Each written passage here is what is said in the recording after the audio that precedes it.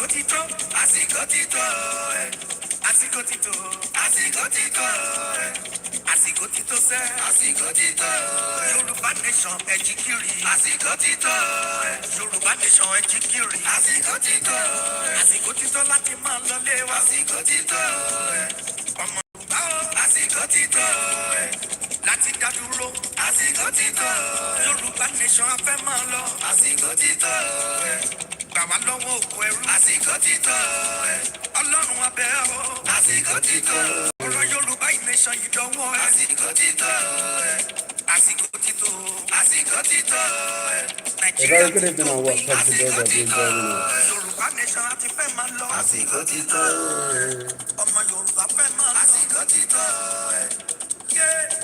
ọba tó kọ́. Wọ́n kí gbogbo wa pé ẹ káalẹ́, ẹ káàbọ̀ sórí ètò.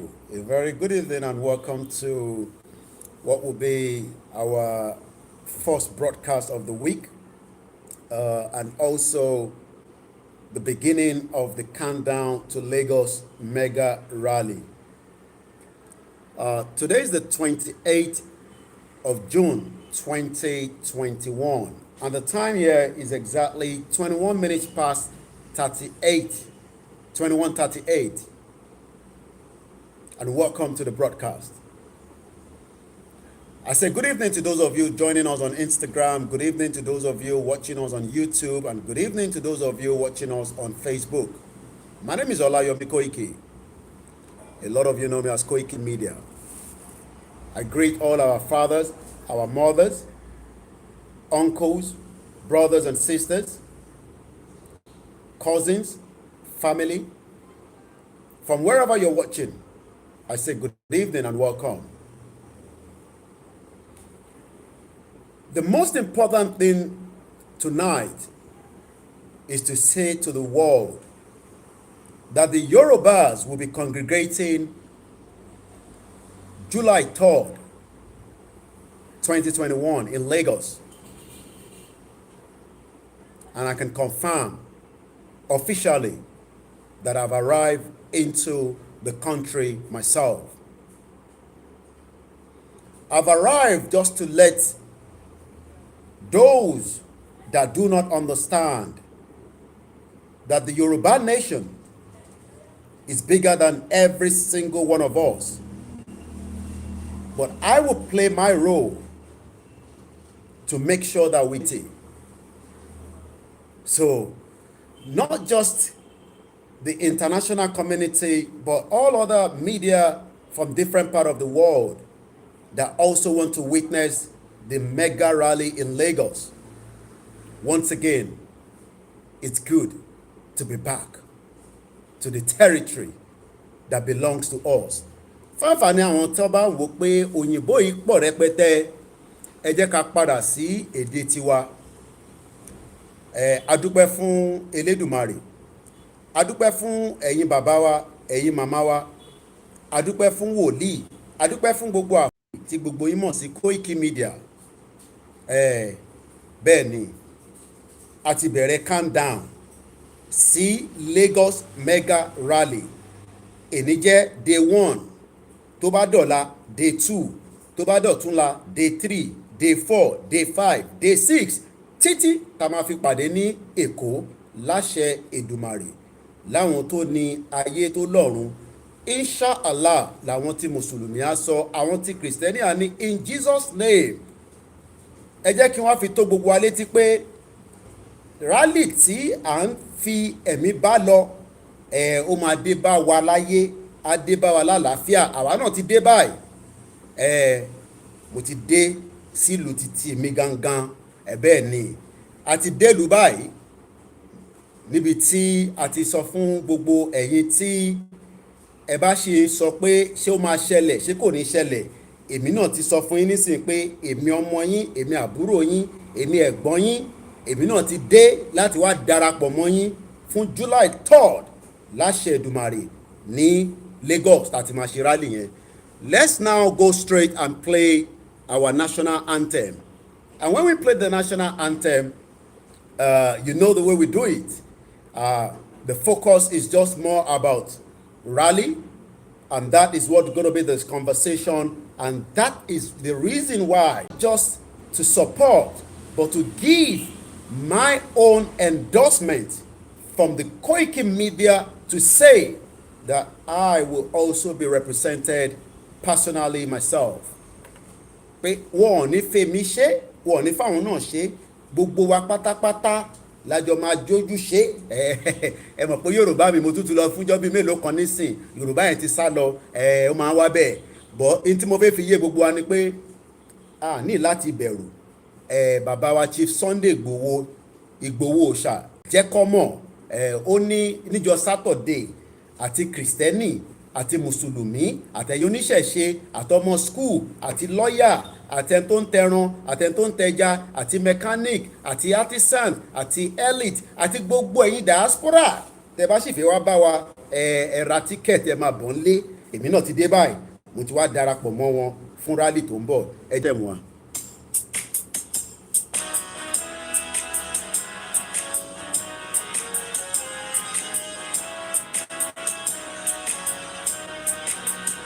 Iṣẹ́ wa fúnlẹ̀ wá forílẹ̀-èdè wa kàgbéga kàgbéga kàgbéga fàlẹ́rí.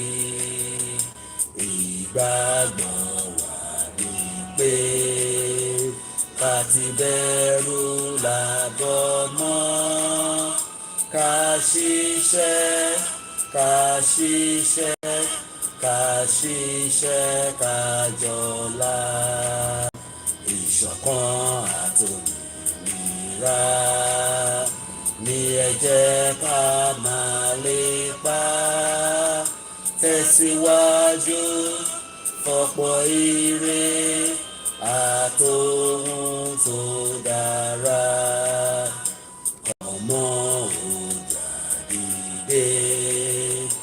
bọ́ sípò ẹ̀tọ́ rẹ, ìwọ ni ìmọ́lẹ̀ ògo adúláwọ̀. All hail the Biafra, all hail the Middle Belt, all hail everyone that wants freedom. A lot of people will say, why is the Lagos very, very important? To us, Lagos is just like any other state. I understand. I am not part of the organizer. Ẹ má ṣì mí gbọ́ o, ẹ gbọ́ mi yé dáadáa. I am not part of the organizer of that rally, but I am also involved one way or the other from the media perspective. From the media perspective, mo rí yín bẹ́ẹ̀ gbogbo yín tí Alhaji mo pè bánà wa ti rẹ́dì eléyìí tí mo ti délé ó yẹ kí bánà yẹn kí n ti gbà tí bá pè lọ́la tó bá ní bánà yẹn ò tí rẹ́dì èmi àti yín máa já o. Alhaji tí mò ń sọ ti mọ̀ra wọn, adúpẹ́ lọ́wọ́ wọn. Àwọn ni wọ́n ń tẹ bánà fún wa láti gbà tí a ti bẹ̀rẹ̀ agitation láti last year.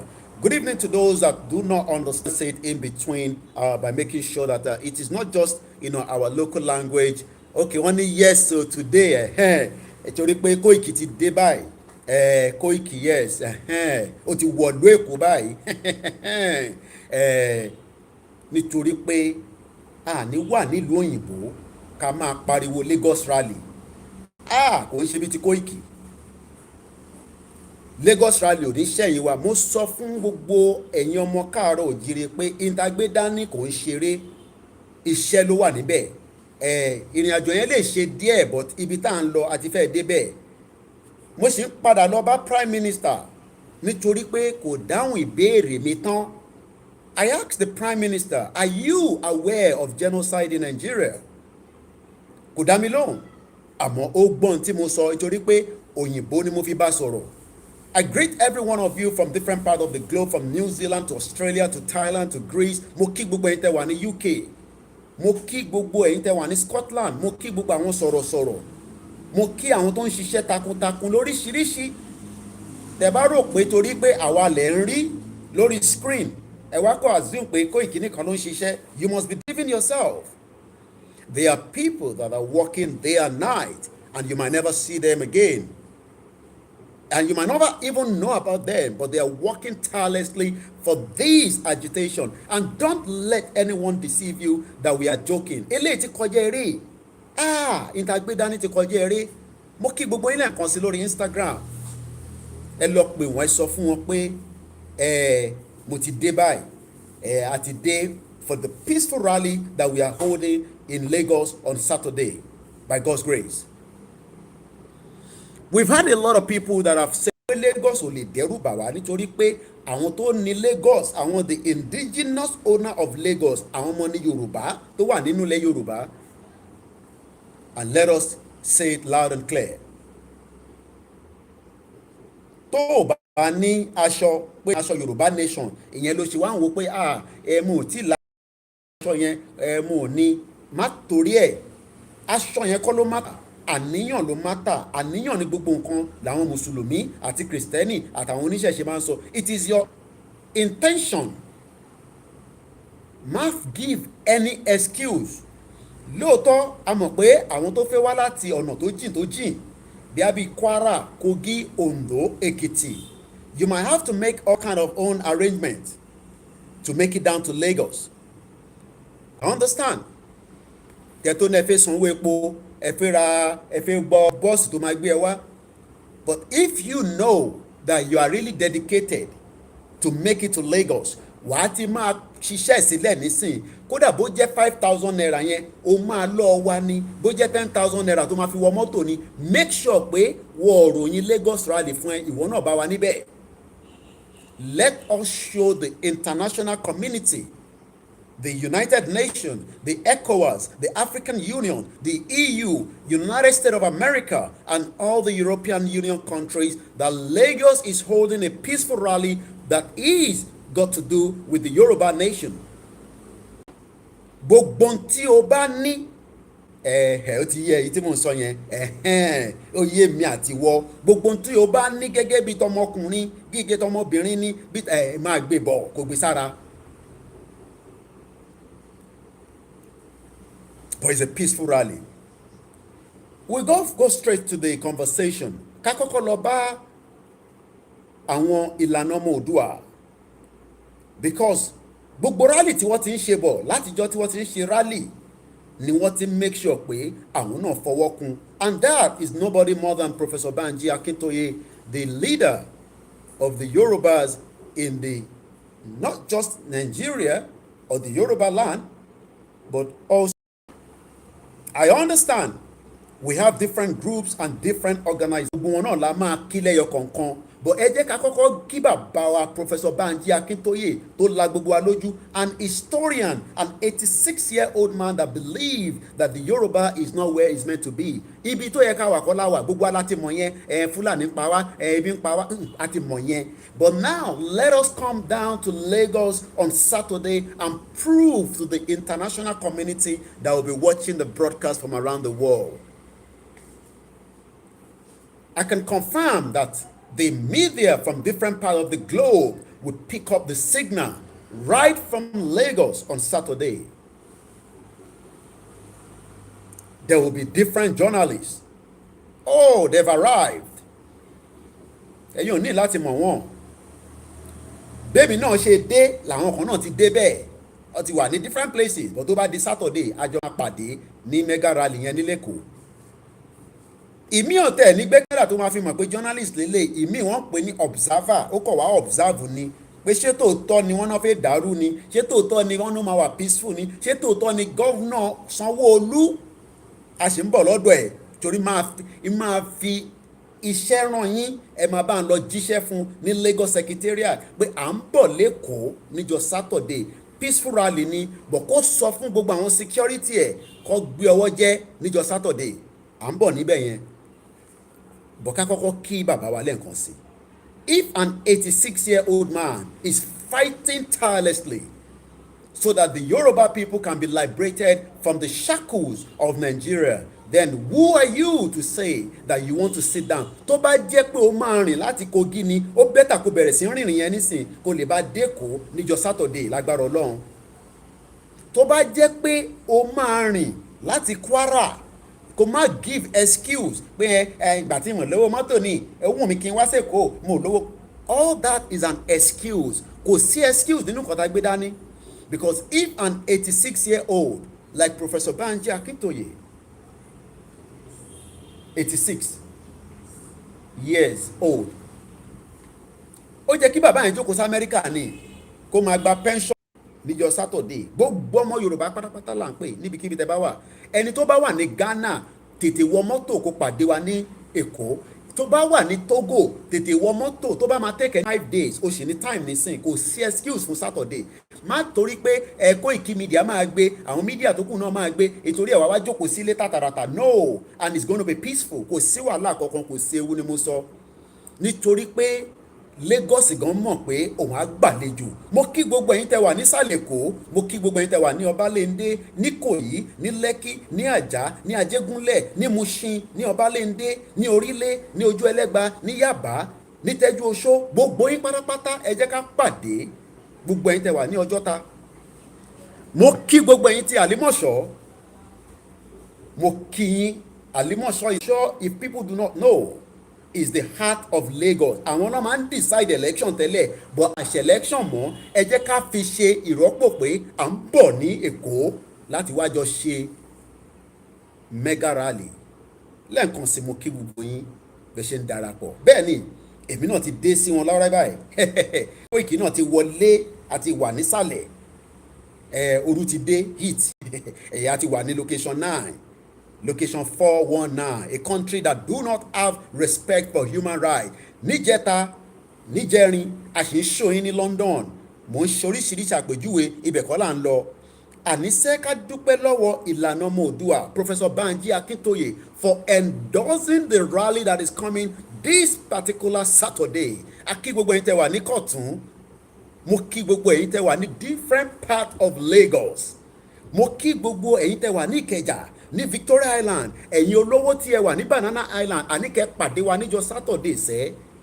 Mo kí gbogbo church, mo kí gbogbo White Garment Church, mo kí Kerubu and Seraphim, mo kí Celestial, mo kí Baptist, mo kí Anglican, mo kí Methodist, mo kí ẹ̀yin gbogbo Redeem, mo kí gbogbo ìjọ lẹ́yọ kọ̀ọ̀kan. Saturday ẹ jẹ́ ká shut gbogbo ẹ̀ down pé peaceful rally. The international community wants to witness that.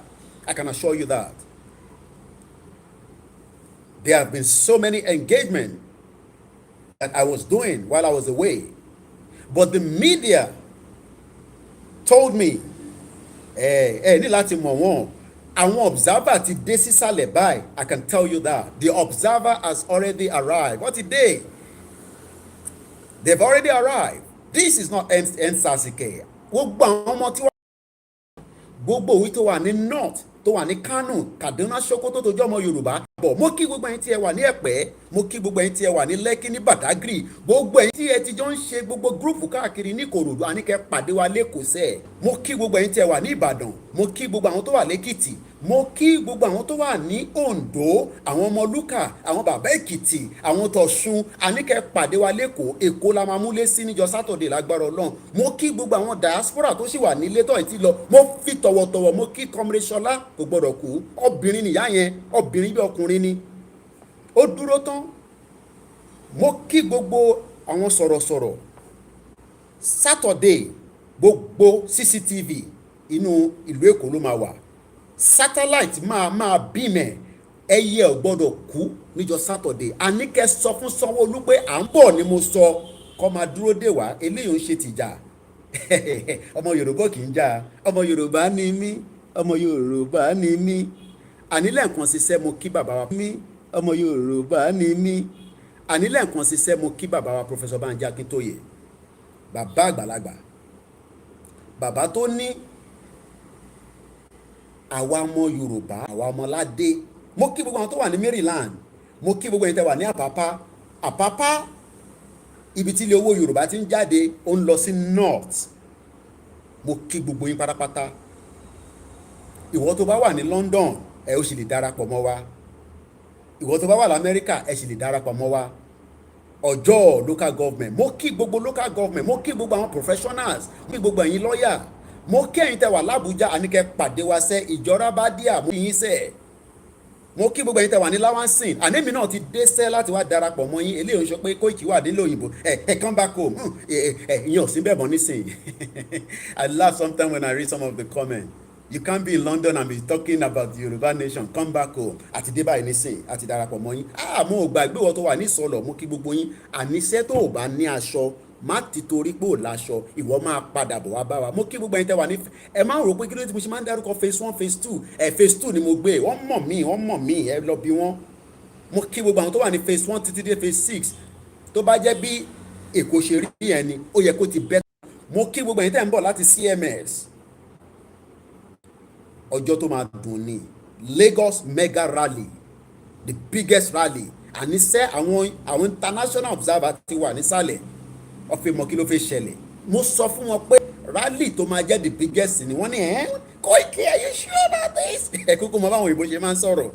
Mo ní bẹ́ẹ̀ ni ẹ̀yin tẹ́ wà ní Ọmọlé Òṣòdì tí ẹ wà ní yunifásitì access to good education.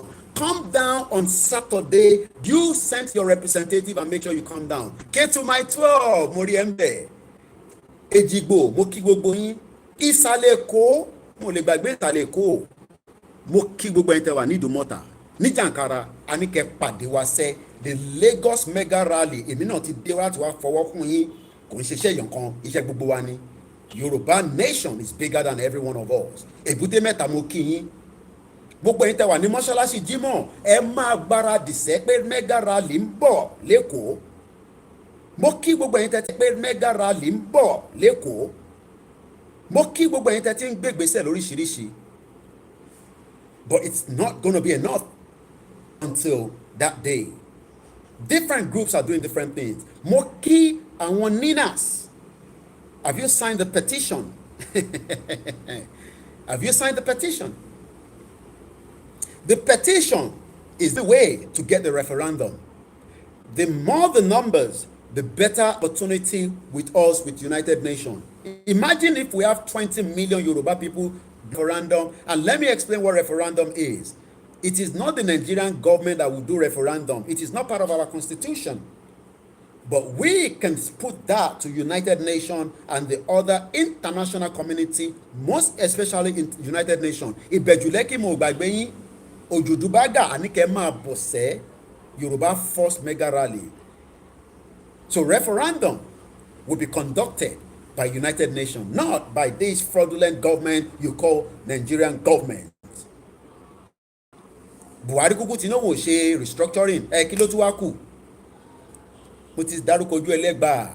Mo kí gbogbo ẹ̀yin tí ẹ wà ní shrine ẹ bá ń jíṣẹ́ fún wọn pé mega rally bọ̀ kó fàyè sílẹ̀ kó pàdé wa níbẹ̀. Mo kí gbogbo àwọn mídíà Nàìjíríà àníkẹ́ pàdé wa ní mega rally. Gbogbo mídíà mainstream media ni mo kí. Meet us this Saturday, July 3rd, 2021 for the biggest, loudest mega rally that you've never witnessed before. Báràdì pàdé wa Ìjẹ̀bú Alárẹ̀ èmi ilẹ̀ bàbá mi ni bíbá yìí Ọlọ́run ló tọ́jú mi síbẹ̀ ẹ̀yin ọmọ ní bàbá God ló tọ́jú mi síbẹ̀ torí tó bá yẹ pé nu Nàìjíríà mo wà ní èmi gan lè ti corrupt pẹ̀lú system yẹn Ọlọ́run wa ni kò ṣe bí ìwọ máa lọ sọ́hùn lọ́jọ́ kò sọ́hùn tásìkò bá tó àpé ẹ̀ padà àsìkò tí tó nìyẹn kan ni mo sá lọ ibo ló ń sá lọ nílẹ̀ Yorùbá nígbà tí mo lọ UK ọ̀nà sá lọ ibo la fẹ́ sá lọ. Mo kí gbogbo ẹni tẹ́ wà lájégúnlẹ̀. Ajégúnlẹ̀ is not meant to be that way. Meet us and show your anger, but your anger will be the one that will just bring out the Yoruba nation. Yoruba nation now no going back. Mo kí bàbá wa sẹ́ Professor Banji Akintoye mo ṣe ń kí wọn lẹ́yọ kọ̀ọ̀kan bàbá Lálùbáríkà mo wá kí gbogbo àwọn professor tó wà lábẹ́ wọn lẹ́yọ kọ̀ọ̀kan lọ́bìnrin lágbàlagbà lọ́mọdé tọ́jọ́ ń ṣiṣẹ́ yẹn. Mo kí the generalismo of Yoruba land, the jagunjagun of Yoruba land, the one and only Ìbà Gani Adams lógun ọ̀fẹ́. Mo fi tọ̀wọ̀tọ̀wọ̀ ni mo fi kí yín. Mo kí yín pé mo sọ fún yín pé a máa dé èmi ti dé báyìí. Mo ní kò ní jẹ́ pé OPC nìkan ló máa wá sí ṣe security èmi gan ready láti ṣe security níjọ́ yẹn. Mo kí bàbá wa Ìbà Gani Adams lógun ọ̀fẹ́ o. ẹ mọ̀ kí wọ́n ẹ̀ nígbà tá a sọ̀rọ̀ mo ní mò ń bọ̀ Koiki mo ní confam mo máa dé mo ti dé báyìí o bàbá mi mo dúpẹ́ lọ́wọ́ yín ẹ ṣe ẹ kú fẹ́ ẹ wá bá wa sọ fún gbogbo àwọn ọmọ OPC yín ọ̀pọ̀ lọ́wọ́ yín ẹni kọ́ wá fún wa ní gbogbo security ẹ mọ bó ṣe ń lọ bàbá ojúbà mo á lọ padà lọ bá jẹ́kọ́mọ̀ talọ́mọ̀ who do you know that we call jẹ́kọ́mọ̀ who do you know we call jẹ́kọ́mọ̀ Ìgbòho òòṣà owó babadami ẹkùn ọkọ Fúlàní owó babadami ẹkùn ọkọ Fúlàní the jagunmólú of Yoruba land the jẹ́kọ́mọ̀ of Yoruba land Ìgbòho ti bá ń sọ pé Ìgbòho ẹ máa ní òòṣà òun ló là wá lójú òun ló jẹ́ ká mọ̀ pé ìyà ń jẹ wá ó wà comfortable ọlọ́run kẹ́ ọlọ́run bless ẹ̀ ọlọ́run ti bless ẹ̀ kò ń ṣe léni àwọn èèyàn kan rò pé bí orúkọ ẹ̀ ó ṣe popular bí ó ṣe kò ń ṣe bíi ti Ìgbòho ó gbé ìfẹ́ yẹn báyìí ó gbé sọ́kùn ẹ̀ àìmọye ẹlòmíì tó jẹ́ pé kàkà kí wọ́n fi ìfẹ́ yẹn wọn ti Yorùbá ṣe lọ́sùn fi ń ṣe jàǹbá fún Yorùbá bọ̀ kò ń ṣe ti Ìgbòho tí bá ní Ìgbòho ẹ bá mi sọ pé òòṣà Ìgbòho ẹkùn ọkọ Fúlàní ẹkùn ọkọ federal government wọ́n gbé tì mo ní sẹ́ bàbá mo dúró tì yín tán ibi tẹ́ bá ń lọ ni mò ń lọ nítorí pé mo rí yín pé ìfẹ́ ọmọ Yorùbá wà lọ́kàn yín ti dé lọ jẹ́ fún prime minister tó bá yé yín mo sọ bẹ́ẹ̀ lálẹ́ yìí iṣẹ́ tí Chief Sunday Igboho tó ń rán Koiki òun ni mo lọ jẹ́ fún the prime minister of United Kingdom òun lẹ ti gbọ́ lálẹ́ yìí yẹn ọ̀nà sálọ ni ọ̀nà sálọ lóyìnbó àbí bẹ́ẹ̀ kọ́ ṣé ká play video yẹn ká tó máa bá ọ̀rọ̀ jẹ́kọ́mọ̀ lọ máa wá padà sórí gbogbo ẹgbẹ́ kọ̀ọ̀kan different organizations different groups that are working from around the globe from Asia to US to Europe you are working tirelessly to make sure that the Yoruba nation becomes something that will be a reality very soon. Mo kí gbogbo ẹ̀yin tẹ́ wà ní Cote d'Ivoire, mo kí ẹ̀yin tẹ́ wà ní Sierra Leone, ní Libya àwọn ṣímọ́nì, mo kí gbogbo ẹ̀yin tẹ́ wà ní Kenya, ní Tanzania, mo kí gbogbo ọmọ Yorùbá across the globe. Jẹ́ kó mọ̀ sẹ́, Ìgbòho ní kí n lọ jíṣẹ́ fún Prime Minister and this was the message. Ẹ jẹ́ àjọgbọ́ lẹ́ẹ̀kan sí i.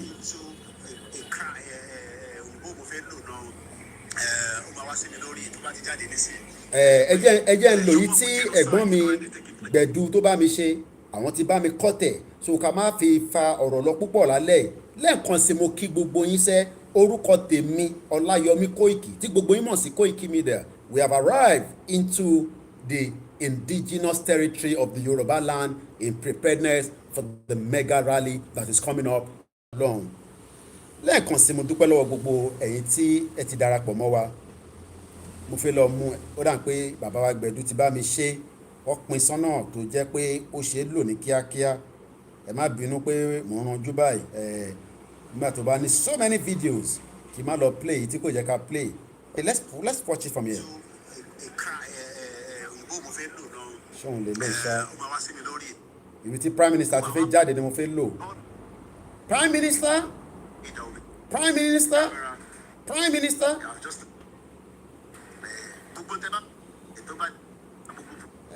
Once again, a very good evening to all our Biafra brothers and sisters. I hope you are aware, because Simon Ekpa told you the Oduduwa or the Yoruba nation are holding their mega rally. And I'm going to be catching that now by the time it comes out. I'm also recording. This is another recording, as you can see here. I'm recording. So that was the message that Chief Sunday Igboho asked me to go and deliver to the Prime Minister. 23rd of June, 2021.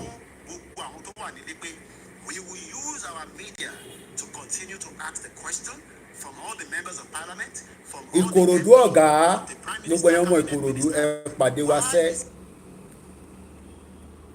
Okay, I think ẹ má bínú ó dà ní ibi tó ti fẹ́ sọ̀rọ̀ yẹn ni mo fẹ́ mú jáde. I'm also recording. This is. Are you aware of the genocide taking place in Nigeria?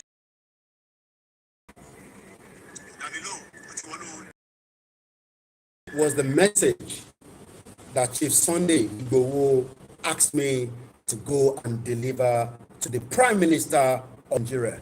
Mo kí the General Secretary of Ìlànà, George Akínọlá, ẹ kú iṣẹ́ takuntakun. Mo kí secretary, mo kí gbogbo àwọn tó wà lábẹ́ wọn. Mo wá tún wá lọ kí bàbá wa Comrade Victor Taiwo. Mo kí gbogbo ẹ̀yin ẹgbẹ́ kọ̀ọ̀kan tí ẹ wà across the world that are doing fantastically very well. Whether you are supporting with your money, with your talent. Oh, mo ka so many messages while I was on flights. Mo lè ka tán. Ẹni tá a bá ti respond sí message ẹ má fi ṣèbínú. Yoruba nation going back. It's not a joke, we told them. And we are not backing down, we told them as well. Kí gbogbo ẹ̀yin àwọn ọba wa, gbogbo ẹ̀yin kábíyèsí ládéládé,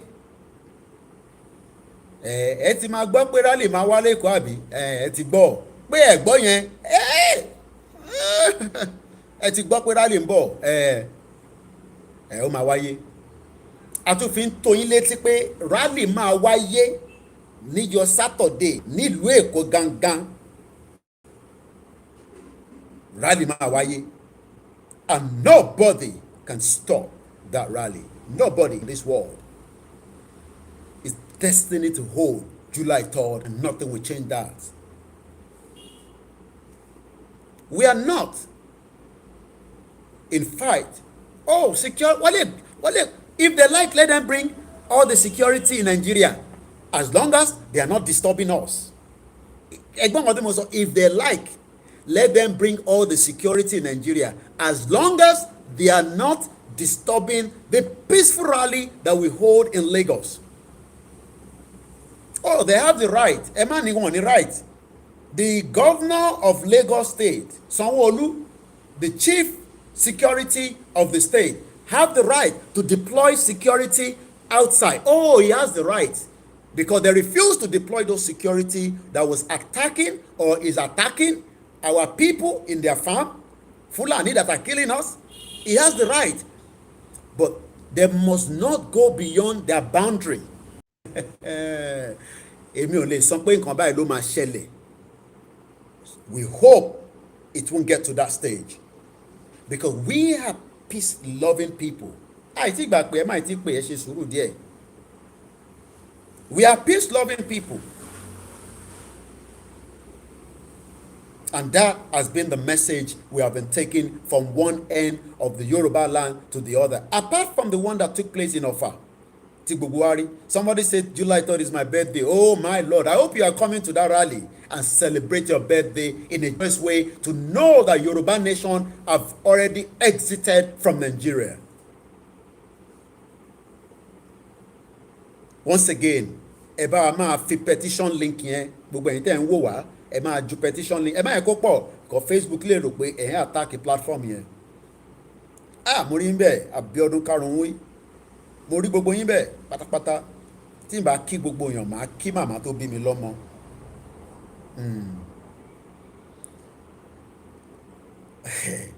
When I went to see my mom, just about 48 hours, less than that, about 24 hours before I traveled. You always need that blessing of the mother. And I love her so much. Mo kí àwọn ìyàwó tí mo ní, it's not easy, abi, to tolerate and accommodate what I'm doing. Mo kí àwọn ọmọ tí mo bí àti ìta ń retí. Mo kí àwọn in-law mi, mo kí àwọn ẹbí mi, mo kí gbogbo yín lẹ́yọ kọ̀ọ̀kan. Gbogbo wọn ni mo kí lẹ́yọ kọ̀ọ̀kan for accommodating me and tolerating me. I remember when I saw my sister.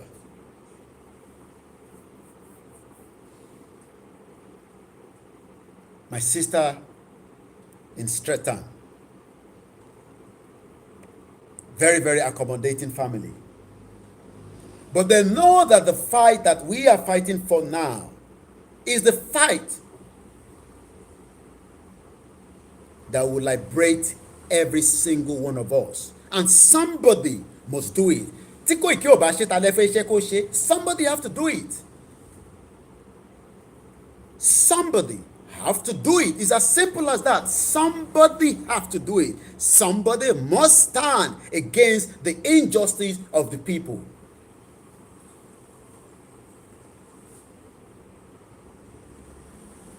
Somebody must stand for it. So if somebody is saying, hey, Obama wá sẹ́kọ̀ọ́, hey, kí ló máa ṣẹlẹ̀? Ẹ fi yẹn sílẹ̀. Don't scare me with all that. Keep that to yourself. Fúlàní tó ń pa wá, ẹ ṣe máa sọ fún Fúlàní pé kó má jáde sínú ìgọ̀gàn, kó má jáde sínú ìgboro láti máa pààyàn. Tí gbogbo wa bá ń sá sẹ́yìn, ta ló máa fẹ́ ṣe? Ṣé Fúlàní ló máa ṣe ni? Àbá ẹ̀rọ àwọn òyìnbó tí mo interview tí mo ń bí anything about Nigeria. Kí ni kan pẹ̀lú ọ̀rọ̀ Nigeria? They have their own problem to deal with on a daily basis, and they are not interested in the shithole country you call Nigeria. The messed up country that have messed up the lives of millions of people from different parts of the country. And you leave the Hausa Fulani to take charge of every parastatal in this country, and you call that one nation or one country. What kind of shithole country is that? Is that a country? Mo kí gbogbo ẹ̀yin màmá wa, mo kí yín lẹ́ẹ̀kọ̀ọ̀kan, ẹ̀yin abiyamọ, ẹ máa wò pé eléyìí tí Koiki dé yìí, eléyìí tí Koiki dé yìí, ǹjẹ́ gbogbo àwọn ọmọ àwọn ní jáde báyìí? Ẹ fọkàn yín balẹ̀ màmá, ẹ fi ọkàn yín balẹ̀, ẹ má jẹ́ kí ẹ̀mí yín kó sókè. Ẹ mọ̀ pé ẹ̀yin lábíamọ, ilé tí Koiki ti padà dé yìí, ìyá ọmọ yìí. What we are saying is, tá a bá ṣe nísìn, tá là ń dúró dè kó wá ṣe? Màláìkà wo la tún dúró dè kó wá ṣe? Áńgẹ́lì wo là ń dúró dè? Àwa náà ni áńgẹ́lì, àwa náà ni màláìkà, a dẹ̀ máa gba kíní tá gbé dání. So if anybody is waiting that somebody will come out and they come and do it for us, no. Àwa fúnra wa la máa ṣe. Ká dẹ̀ tètè dé níjọ́ yẹn, kò ń ṣe ìta máa pẹ́ dé. Ẹ jẹ́ ìwòsàn ẹ̀kan máa kọ́kọ́ débẹ̀, gbogbo àjọ máa débẹ̀ ni at the same time. It's a countdown àti bẹ̀rẹ̀ day one lélẹ̀. Day one of the mega rally that will hold July 3rd by God's grace, inshallah.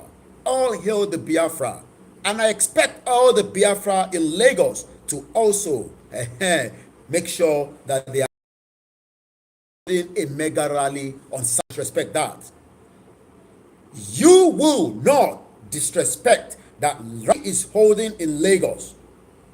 You must respect that. We say congratulations to ourselves. This has got nothing to do with any political tone. We are not APC, APC. We are not PDP. This is called Yoruba self-determination. No going back. You might call it Oduduwa Republic, it doesn't matter. You might call it Yoruba Nation. What it means is we must get out of this contraction called Nigeria. It's as simple as that. So, ẹ̀yin màmá wa lẹ́ǹkan sí, ẹ fọkàn yín balẹ̀, kò séwu rárá. There's nothing to be scared of and nothing to be worried about. It's a peaceful rally under the international law. Forget about the contraction law. We are no longer abide by that constitutional fraudulent 1999 military dictatorship or whatever they've given us that we have been using for the last how many years. And those 419 politicians refuse to think about that one day will be one day. People like us will pop up. Millions of us will start communicating across the globe and start telling ourselves that it's no longer business as usual. Close your shop now, all these politicians. And you shouldn't tell a politician. Suffering that out. We are not fighting any Yorubas. I repeat it again. Our mega rally on Saturday and the more more rally, but the one that we are talking about is for the July 3rd. But there will still be more rally. Elo fi Yoruba tí mo fẹ́ sọ ìmọ̀ ń wá ẹ lọ fi ọwọ́ ẹ lọ tọwọ́ ọmọ yín bọ aṣọ má gba 1,000 naira lọ́wọ́ politician kó wá sàárín rally kó wá dàrú. Kò ń ṣe níbi ti Saturday yìí mo bẹ̀ gbogbo nǹkan mo fi ń bẹ̀ nísìnyí mo bẹ̀ ní. Ó mọ̀ pé mò ń ṣe show nísìnyí mo fi ń bẹ̀ wọ́n ni. Ìwọ tó ń wò mí àti ìwọ tó wò mí wọ́n máa sọ fún ẹ pé bọ̀bọ̀ kan ẹ ṣe máa ń sọ nìyẹn bọ̀bọ̀ kan ó ti san lórí ní tó bá wù ní kẹ́ sọ ó ti san lórí pé mo ti gẹrun mi pé kò sọ.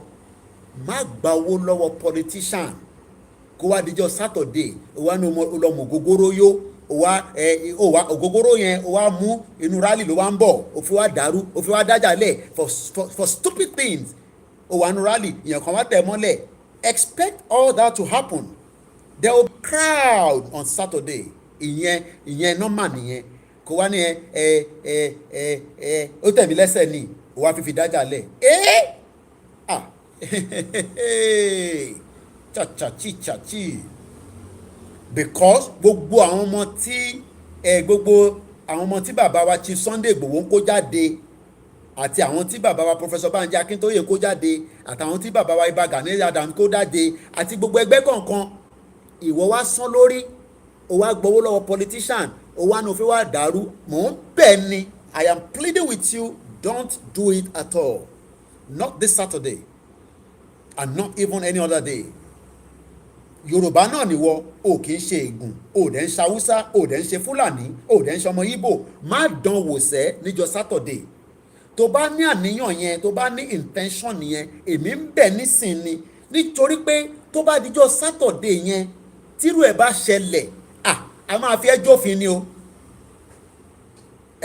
a máa fi ẹ́ jófin torí mo ti sọ fún ẹ nísìnyí and I will continue to emphasize on that every day till the day of the rally.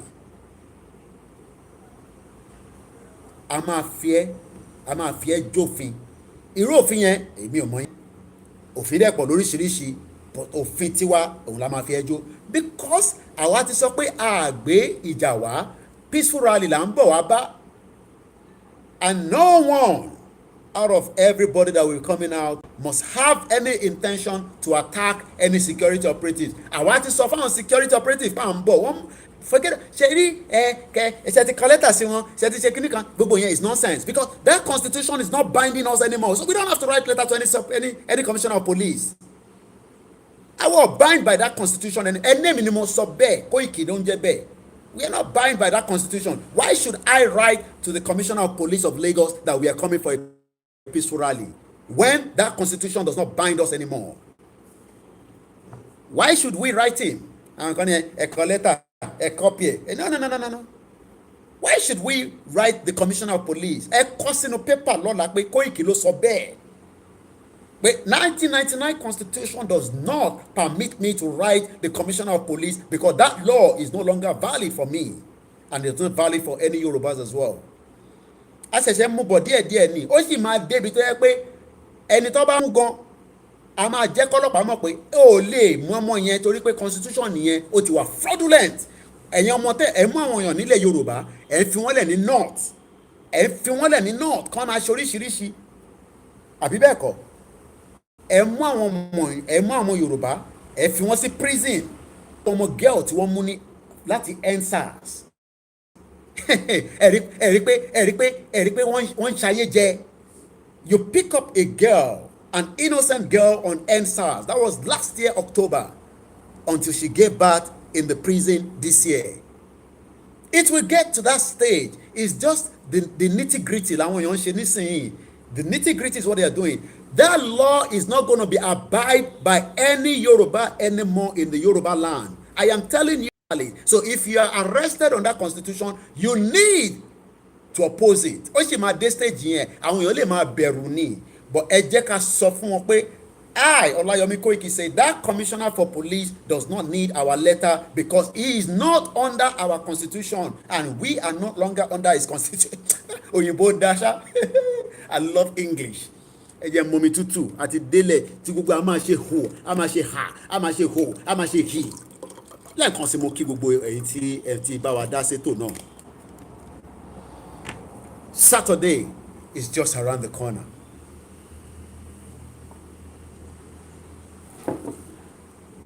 Lot of materials people have been doing. gbogbo ẹni tẹ́ bá fẹ́ ṣe materials, you are more than welcome to distribute all the materials. But Koiki Media is focusing on the day of the rally. That's what I'm focusing on.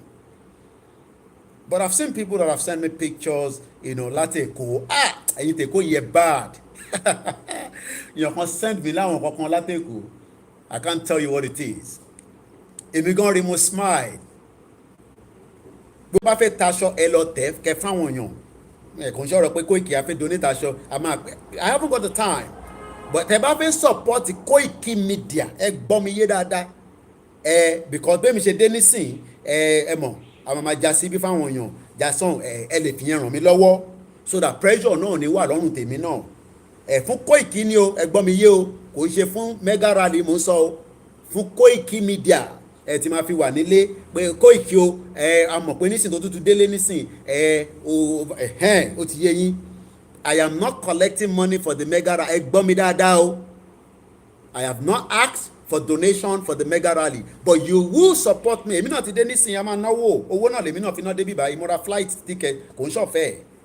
The airline has to be paid for me to arrive, and that means it's not. Èmi náà bá lówó tíkẹ́ẹ̀tì yẹn nísìn. Mega rally yìí, kò bá dé.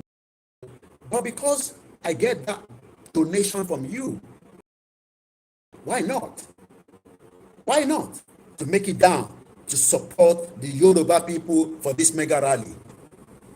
So, let's get that clear. Ó ti yé wa nísìn, torí pé a fẹ́ parí broadcast. Ká tún máa wá sọ pé, ó ti yé yín. So, oh yes, I'm going to need a lot of naira while I'm on ground.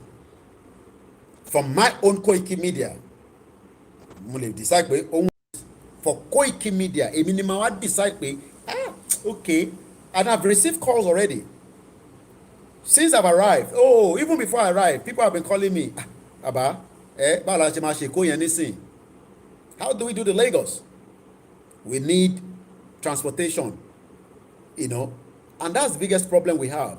People wants to go. So táwa náà bá, tí Koiki náà bá ní fund there, àwa náà máa já sí wọn lọ́wọ́. Ó dà ìwọ tó ní 3,000.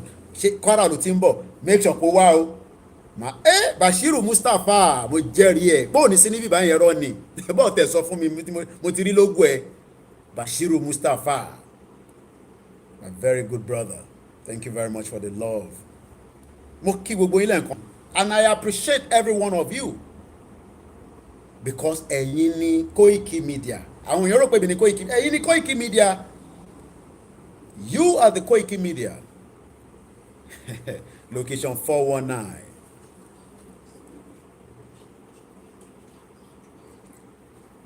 Mo rántí àwọn ọmọ mi kan ní Canada. Bí a tẹ bá láǹfààní àti gbọ́ broadcast yẹn. Àwọn ni wọ́n ní Koiki lọ tẹ aṣọ tí mo fẹ́ kó tẹ̀ kó wá kọ Koiki Media supporter worldwide. Left to me, I don't have to be doing all that big in nìkan lọ máa tẹ aṣọ. No, but wọ́n nìkan táwọn fẹ́ nìyẹn. Wọ́n dẹ̀ sọ pieces táwọn fẹ́ adẹ̀ lọ ṣe. Mo rí màmá tó bí mi lọ́mọ. Mo jẹ́rìí ẹ̀. Wọ́n fi yín ọ̀ṣọ́ ni pé kò ní wà lórí broadcast. Tó bá sí lórí broadcast, ta ló tún fẹ́ máa wò? No, èmi ń béèrè ni tí màmá mi ò bá sí lórí broadcast, ta ló fẹ́ kó máa wò? Èmi náà lò láti máa wò. Dúpẹ́ lọ́wọ́ yín. Ẹ̀kọ́ àdúrótì. Àlàáfíà lèmi náà délé. Oru ti ń mú gbẹ̀ẹ́gbìs. Bí a kí n tó tún padà nísìnyí, olóòtú ní look fresh mọ́. But on a serious note, before we open the phone line, ẹ má ti pè nísìn. Gbogbo yín náà lẹ máa pè. Ẹ bá mi pin ní account number yẹn. Ká kọ́kọ́ fáwọn tó fẹ́ support wa. Torí pé nígbà tí mo ti dé nísìn, ẹ ní 10,000 naira. Ẹ ti yé yín. These are the normal things that we do from the media perspective to support the people. Especially, I want to make sure that, Anike pàdé mi lágbára Ọlọ́run, inshallah, in Jesus' name, èmi náà máa wà lẹ́kọ̀ọ́ fún rally yẹn. Mo ti wà lẹ́kọ̀ọ́ already, but èmi náà. So that's the Prime Minister now heading out to. Ẹ jẹ́ àgbọ́ ti fídíò yẹn lẹ́ẹ̀kan sí. Hello, Prime Minister. Are you aware of the genocide taking place in Nigeria? Prime Minister, are you aware of the genocide taking place in Nigeria currently? Okay. Danilo, Màmá mi Tómilọ́lá Agnes mo rí yín bẹ́ẹ̀. Màmá mi Abe Williams gbogbo ẹ̀yin tí ẹ wà lamẹ́ríkà ní Canada all over the world supporting us all the time. A ní kẹ́ bá mi pin account number yẹn fi síbẹ̀ ká tẹ̀rí change díẹ̀ àbí bẹ́ẹ̀ kọ́ àwọn kan ti ń pè mí Kóìkì kí ló ń ṣẹlẹ̀ àwọn ti rí pé ó ti dé kí wọ́n sọ pé kò sówó ìkìlẹ̀ kò sí tó kàn wọ́n pẹ̀lú kò sí tó kàn wọ́n pẹ̀lú yẹn ẹ jọ ẹ support it so that we can also do more, especially we are here to make sure that the rally goes ahead as planned. Mo kí gbogbo yín pátápátá mo kí gbogbo àwọn media team wa mo ti debrief àwọn ọmọ mi díẹ̀ lẹ́nìí but gbogbo wọn kọ́ láti debrief tó bá dọ̀la tó bá àwọn tó kù sọ̀rọ̀. If you are going to be watching on Saturday, I will expect you to have 5 devices so that you can watch it from different angles. That is part of the plan we have for that day. No, I'm not using Access Bank. I'm using First Bank. Access Bank.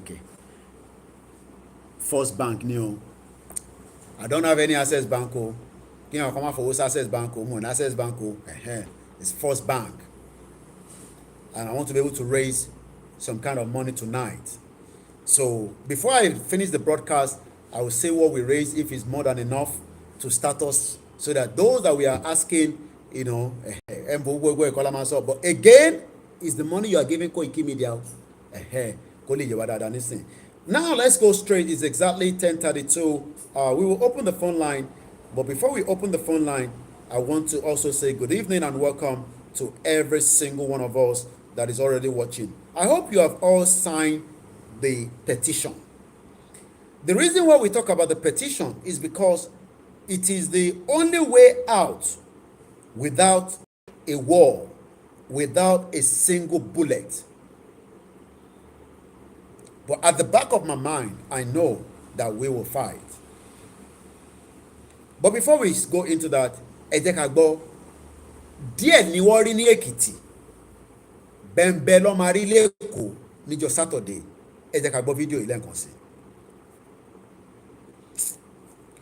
Fóònù àti WhatsApp ìjà ni a máa ń jà pòkòpòkò báyìí ni. Once again, a very good evening. Please go and sign the petition. We need millions of people. Jẹ́ kó mọ̀, jẹ́ kó mọ̀, jẹ́ kó mọ̀, jẹ́ kó mọ̀, jẹ́ kó mọ̀. You don't see Igboho. Òwúkọ́ ti wà confused. The love is too much. Can you see? The love is too much. That is Chief Sunday Igboho. Okay, it seems we have calls that wants to get through. Let's start taking those calls. But about think about mute the background. Mute the background. Àti fẹ́ gbọ́ the background ẹ jọ.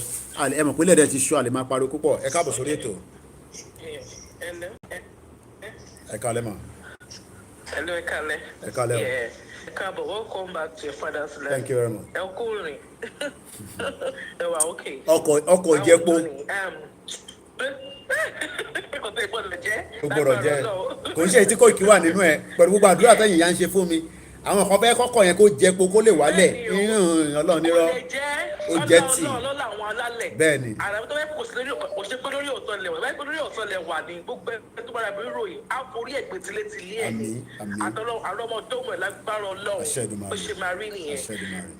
My point is this.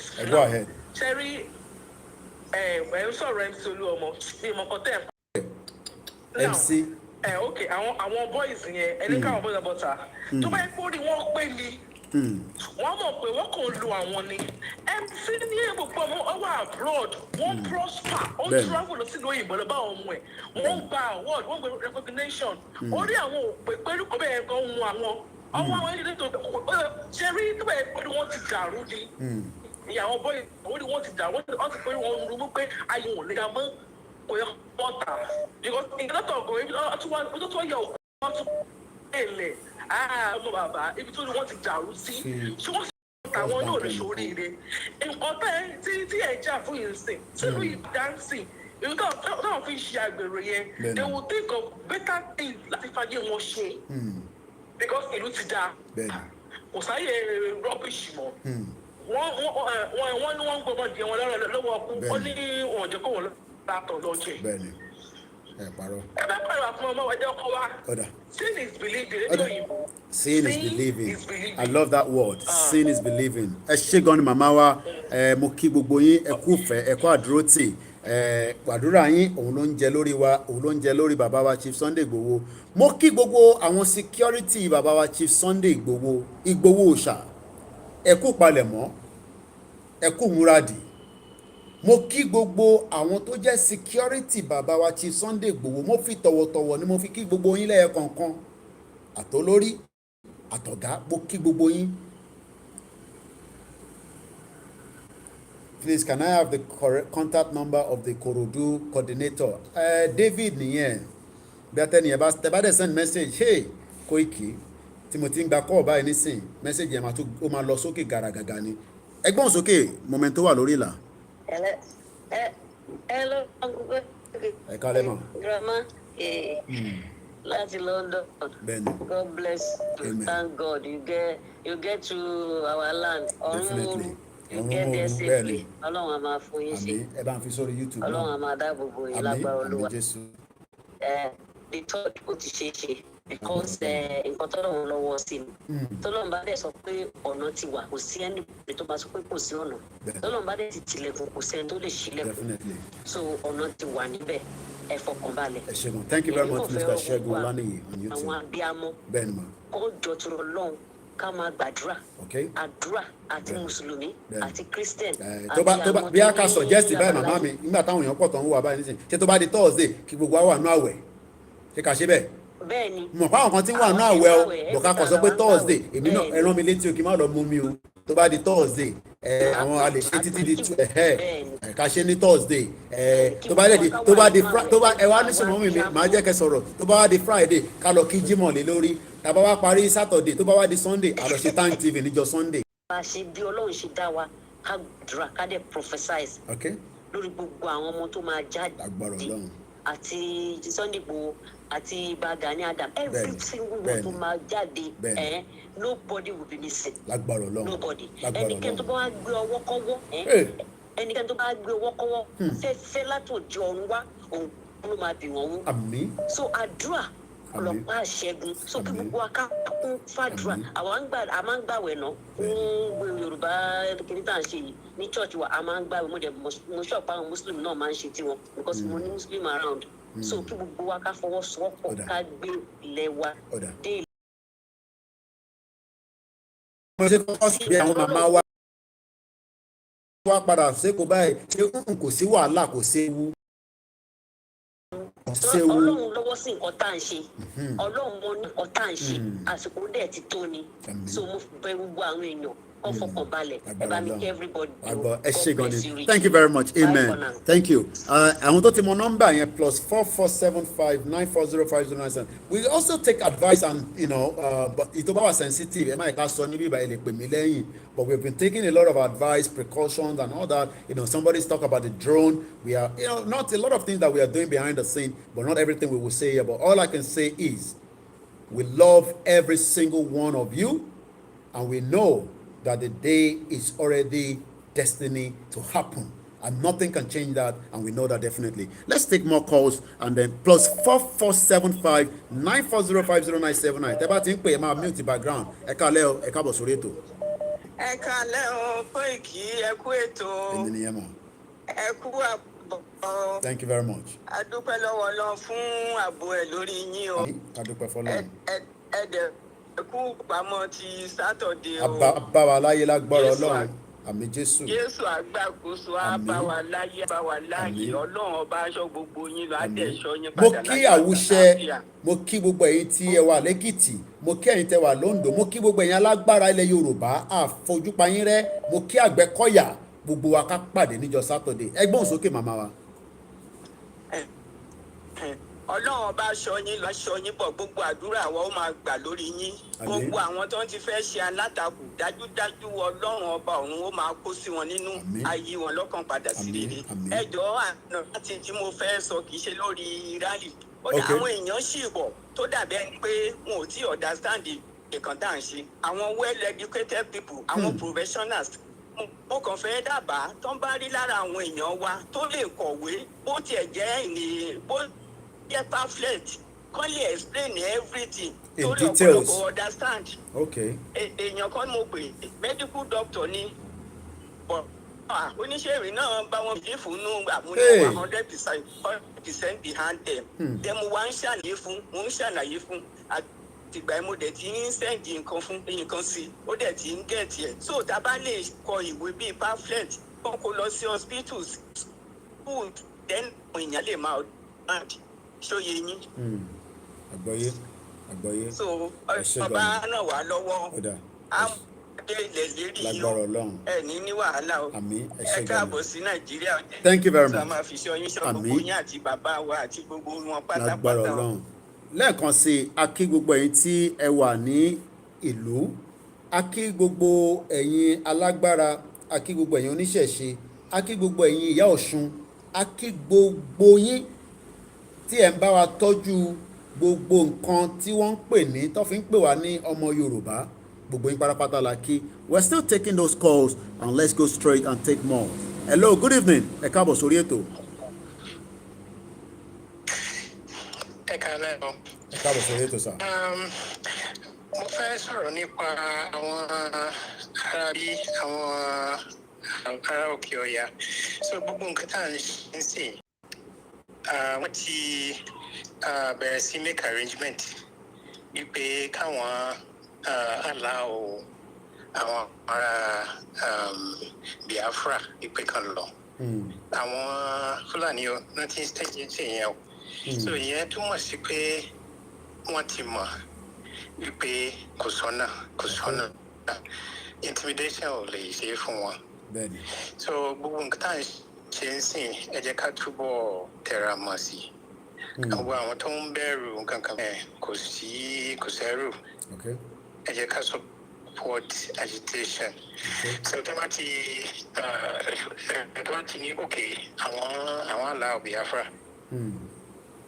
What's next one? The Oduduwa náà ni the next one. So wọ́n ti mọ̀ àti sún wọn kan ògiri báyìí wọn níbi tá fẹ́ yà sí.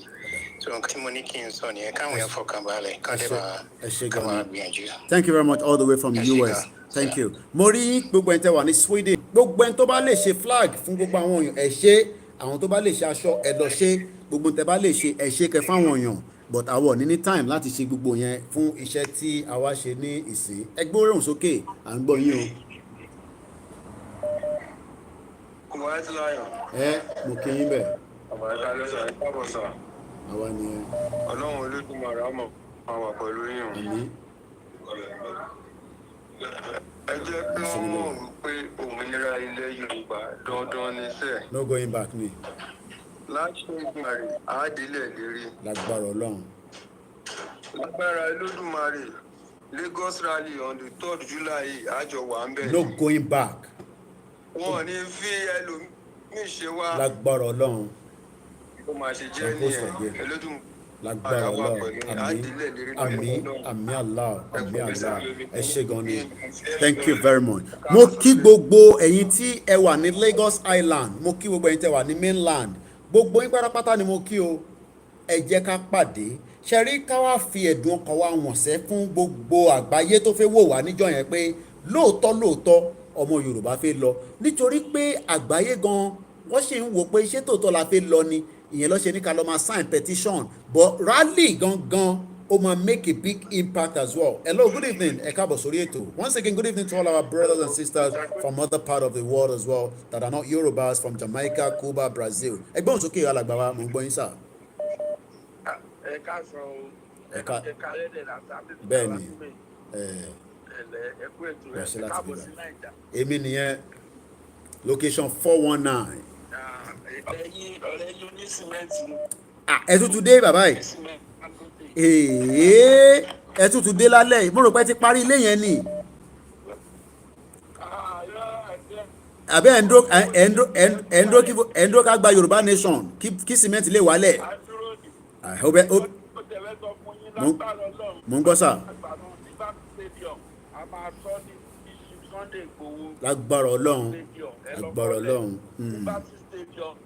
oníbàdàn a máa sọ ní chief Sunday Adéyẹmọ Ìgbòho ṣá ẹ ṣe ọ̀dà ẹ ṣe gan ni at least oní ti sìmẹ́ǹtì a máa sàn yẹn níjọ́ mi àbí lágbára ọlọ́run no going back ẹ ṣe gan ni àwọn kú mi tí ẹ bá rántí wọ́n ti pè bí ẹ̀ẹ̀mejì mẹ́ta ọ̀rọ̀ sìmẹ́ǹtì ni mo mọ táwọn àti Dangote jọjọ́ ń fà tó di pé orí sìmẹ́ǹtì yẹn ṣáá ni ọ̀rọ̀ wọn máa ń lọ lé lórí mo kí gbogbo ẹ̀yin tí ẹ sì ń bá wa fi ọkàn bá lọ ẹ ṣe sùúrù díẹ̀ ẹ já tún lọ gbé kọ́ọ̀lù tó ń bọ̀ yìí local number ni hello caller +234 ẹ mute ti background o mò ń gbọ́ra mi lẹ́yìn o ẹ bá mute ẹ pátápátá kò pé méjì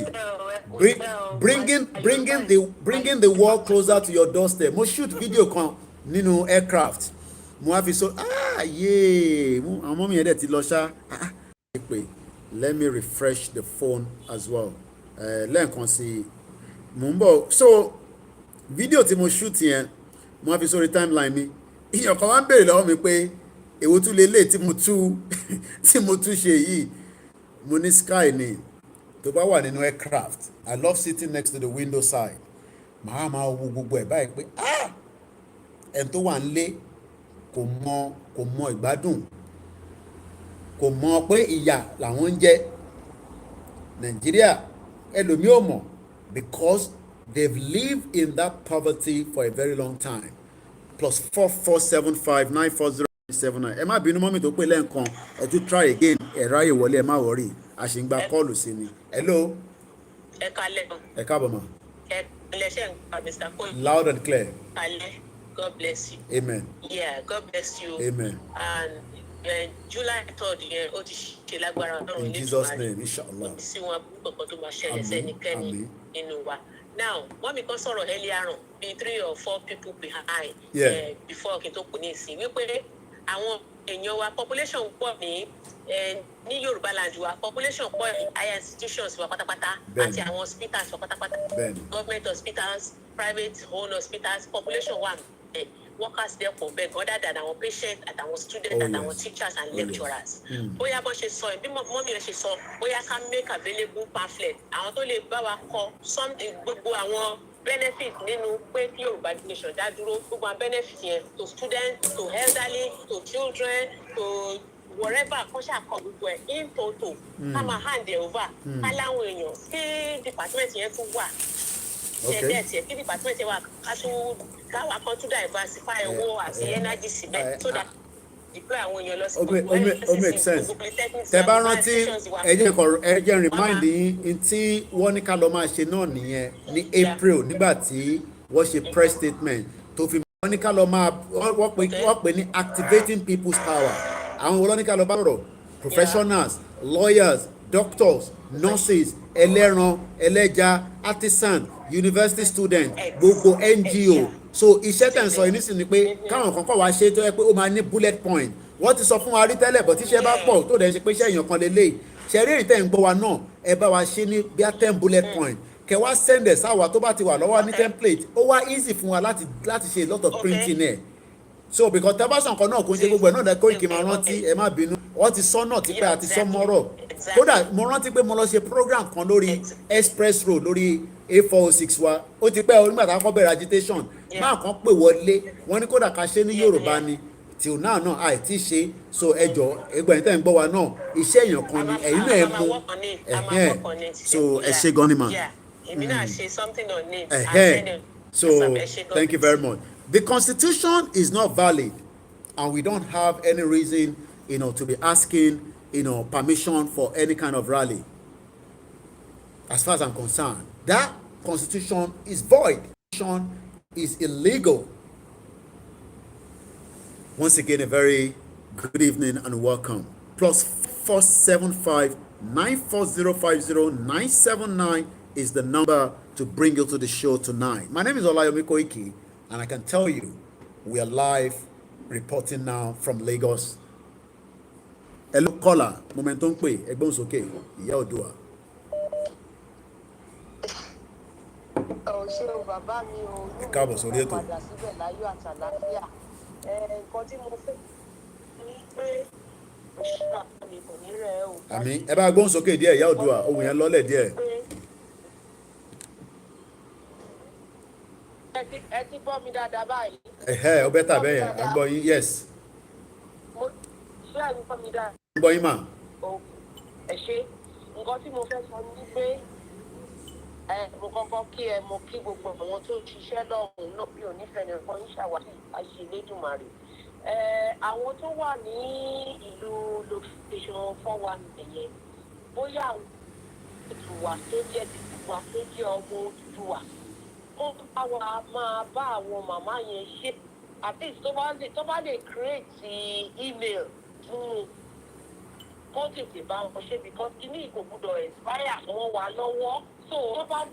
ẹni sùúrù ìyá mi ẹ jọ̀ọ́ mo fi tọwọ́ àti ọmọdé lẹ́nu ni ẹ má bínú ìyá Oòduà ẹ sọ fún ẹni tó kọ́mẹ̀ntì pé Sanwó-Olú kó bá òun kó fi double curfew níjọ́ Saturday àwa ń bọ̀ lẹ́kọ̀ọ́ ẹ sọ pé mo sọ bẹ́ẹ̀ mo ní níyàn kan sọ pé ó máa fi curfew síta níjọ́ Saturday ẹ sọ pé double ni mo fẹ́ kó ṣe ní double curfew àwa ń bọ̀ ẹ gbóhùn sókè ìyá Oòduà. Kófì tó jù bẹ́ẹ̀ síbẹ̀ àtẹ̀tí tán. So nǹkan tí mò ń tà láti sọ ni pé àwọn youth wa tó wà ní ibẹ̀ yìí kó jọ kó bá wa ṣe iṣẹ́ ìlú yẹn. Àwọn màmá tó wà lọ́jà tó jẹ́ pé wọn ò ní email tí wọ́n bá lè fi fóònù wọn ṣe ilé yẹn á tún mú. wọ́n tẹ̀ sọ pé email yẹn kò compulsory wọ́n ní email yẹn ò compulsory Therese yẹn ó wà okay point yẹn wà very good. Ẹ mọ̀ pé nígbà táwọn petition náà ní last time ẹ mọ̀ pé iná mo wá pàdé ní Houston station ẹ bá rántí tí mo fi ṣe fídíò kan ó láwọn kankan náà tẹ kó wá fún mi gbà yẹn nígbà táwọn ṣètò ní paper but I think with this one ó láti lè easy fún wa than the one tá à ń lò tẹ́lẹ̀ ìyẹn ti àwọn ní 419 tó máa tún máa gbé owó lọ́wọ́ yàn àwọn change.org tó yẹ pé ẹlòmíràn rò pé ẹlòmíràn àwọn èèyàn kọ̀ tẹ̀ ń sanwó fáwọn àwọn yẹn tẹ̀ ti jẹun lára wa rẹpẹtẹ àdẹ̀pẹ̀ wọn ló lè because àwọn yẹn ẹlòmíì rò pé òun donate owó fún Yorùbá nation ni ẹlòmíì kan fi £200 £50 £20 not knowing pé change.org lówó yẹn so yẹn ni wọ́n ṣe avoid eléyìí tí wọ́n wá ń ṣe nísìn but point they raise yẹn is a very good point ninas now I'm sure they're looking at all kind of strategy mo dẹ̀ rí àwọn Oòduà TV lady best ó rà pé àwọn kan wọ́n rán àwọn kan lọ síbi kan tó gbé bíi tablet dání so which one fill information yẹn so I'm sure. We need the people on the ground. bí ṣe máa ń sọ. obìnrin Oòduà ló ń gbé wọn káàkiri wọn ń ṣe. yeah so it's a good opportunity but kò dàbí ti tẹ́lẹ̀ so orí mobile phone ẹnikẹ́ni tó bá ń polówó Yorùbá nation fáwọn èèyàn 7594050979 so ẹ ṣé gan ni ìyá Oòduà bẹ́ẹ̀ ni kò tẹ̀ le rárá kò le eléyìí ò le rárá kò dàbí ti tẹ́lẹ̀ yẹn. So somebody is asking how do I access the petition? Ẹ jọ̀ọ́ àwọn tó bá ti ń béèrè ìbéèrè yẹn wọ́n tí ní ẹ ṣé gan ní Oòduà màmá rí yín bá ẹ ṣé gan ẹ kúfẹ́ ẹ kú àdúrótì ẹ bá ń kí gbogbo àwọn ti Manchester lọ́hùn. If somebody is asking the petition wò mí ẹ bá mi tètè dẹ́ni yẹn lóhùn come make sure we need kò ń ṣọ̀rọ̀ 100,000 la need o we need in the millions ẹ sọ fún gbogbo àwọn tó wà ní Cuba ní Jamaica ní Australia ní New Zealand. The diaspora outside alone can gain this. Èyí tẹ́ máa ní ẹ̀kọ́ ìkì ẹ̀rùn pé mo sọ̀rọ̀ ọjà nísìn ọ̀rọ̀ petition mo gbé wá nísìn but èmi mọ̀ ká máa jà ìyẹn kan lè sọ ẹ̀fẹ́ mi but petition yẹn Professor Banji Akintoye ní ká máa sọ fún gbogbo yín pé kọ́ lọ máa sign ẹ̀ mo kí gbogbo àwọn sọ̀rọ̀sọ̀rọ̀ lọ́kùnrin lọ́bìnrin ẹ káàbọ̀ sórí ètò ẹni tó wà níbẹ̀. Hello caller. ẹ kúrò lẹ́ o. Ẹ kú iṣẹ́ takuntakun. Àwa ni ẹ ma. Ọ̀gá Koiki. Ma. Ẹ kú iṣẹ́ o. Yes ma. All the Yoruba agitation people, my Yoruba is not so good. Ẹ má wọ èmi àti àjọ wà ní the same category ni. Ìjẹ́kọ́mọ̀ ẹkùn ọkọ̀ Fúlàní ẹkùn ọkọ̀ federal government ọgbẹ̀tì. Well done, God bless you all. The Lagos rally on the 3rd of July will be the best rally Nigeria has ever witnessed. Yes. Láṣẹ Olódùmarè bẹ́ẹ̀ ni. Inshallah, amen. Amen. Amen. Anybody for the rally ìjọ yẹn. Bẹ́ẹ̀ni. They will read the rest of their life because. Àwọn kan ní trial àwọn ní gbégbèsè yẹn. A big agitation that is going to redefine. Àwọn jẹ́ tó dá ló máa wá fún rally lẹ́jọ́ yẹn lágbára Ọlọ́run ṣé àwọn jẹ́ ní Angel, Then Ogakoike, I just want to make one point. Yes, go ahead. I want to make one very, very important point. Yeah. I want the major population that I noticed. These are people who have access to data in Nigeria. They don't have access online. Yeah. And we want them, they have to be fully involved and carried along with Nina's petition. Yeah. So, me, be Boya Emma, it's just a suggestion. Boya, we go around, because this referendum is very, very critical. It is. Very, very important. I think my suggestion is, hope Ninas and their representatives are watching me as well, and I can also get the message across to them. I think what they should start. Okay, I think what I suggest they should start doing now is do what they call like workshop. So that workshop will run from maybe Monday to Friday. People will come to a particular location and feel it. So what my sheni, different always lọ ṣe láàrin ọjà. Tẹ́ pé máa gbé laptop lọ síbẹ̀. So are convenient because ẹni tó ń tẹran níbi tó ti fẹ́ rówó kẹwàá ní kó wá lọ sign petition kan. Ọlọ́mọ ẹ̀kọ́ fọ̀bẹ̀ gẹ́yàn lọ́wọ́ o. Torí ibi tó ti fẹ́ rówó nìyẹn. But a lè gbé petition yẹn lọ bá wọn. So I think Nina still have a lot of work to do. I am just talking from the media side. I don't want to be involved in terms of the operational part of it. So, but we can also give them advice, and I hope they will take that advice. But set up already heavy load, and I'm not joking. No. So it's a good point. I think they can take it to different markets. Wọ́n lè gbé lọ sí church gan kò ṣe kí literally pé kọ́ gbónú church wàá kọ́ dúró síta inú church yẹn tí church bá ti gbàrà ìfá ti fún wọn láyè pé kọ́kọ́ fi wàá kọ́ even if it's just for 2 hours wàá feel more than 300 people in one go lórí ìdúró kan kò dẹ̀ ń ṣe tó ń pẹ́ I'm telling you. kò ń ṣe tó ń pẹ́ so people in remote villages and areas want the access of bẹ́ẹ̀ni form and all that. But they are very, very, they are willing to join this agitation. Oh yes, they have massive interest. They have massive interest. They are the ones feeling the brunt. They are the ones feeling the brunt. Bẹ́ẹ̀ni. Question 419. Ben, ẹ ṣé gan ni. So thank you to get this message across. They are watching me. And some of their followers is also going to deliver the message. Let me also quickly put this out before we take the next call. Moriimbe, Mama Mitomilola Angles. Moriimbe Sadiq, all the way from Oshodi. Eshe Suru, Moriimbe, Mr. Solomon. I want to also pass this message from the Yoruba Nation Now. Yoruba Nation Now is also the petition and the referendum. They also have what they call the Grassroots Awareness Campaign that will be taking place on the 2nd of July 2021 at exactly 2:30 p.m. prompt. It's a public lecture, and the venue is going to be Mighty Glory Christ Assembly, number 16, Adejumo Street, off Afari Ogun Street, Charity Bus Stop, Oshodi, Lagos. The topic of the day is going to be this geographical expression called federation, time for the Yoruba nation to exit.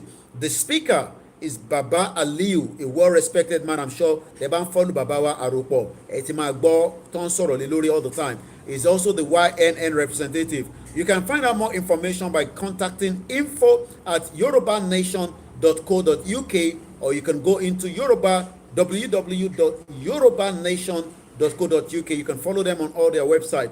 The number, if you want to find out more, is +234 90 30 74 34 10. I'll repeat that again slowly. +234 90 30 74 34 10. And if you want to reach out to them in UK or the WhatsApp, +44 74 40 06 11 93. This is just a public lecture a day before the rally. Also, there's another event that is coming up that I need to tell you about. It is called the Yoruba One Voice. I know the caller on the line. Ekale. Yeah. Hello. Go ahead. I'm going.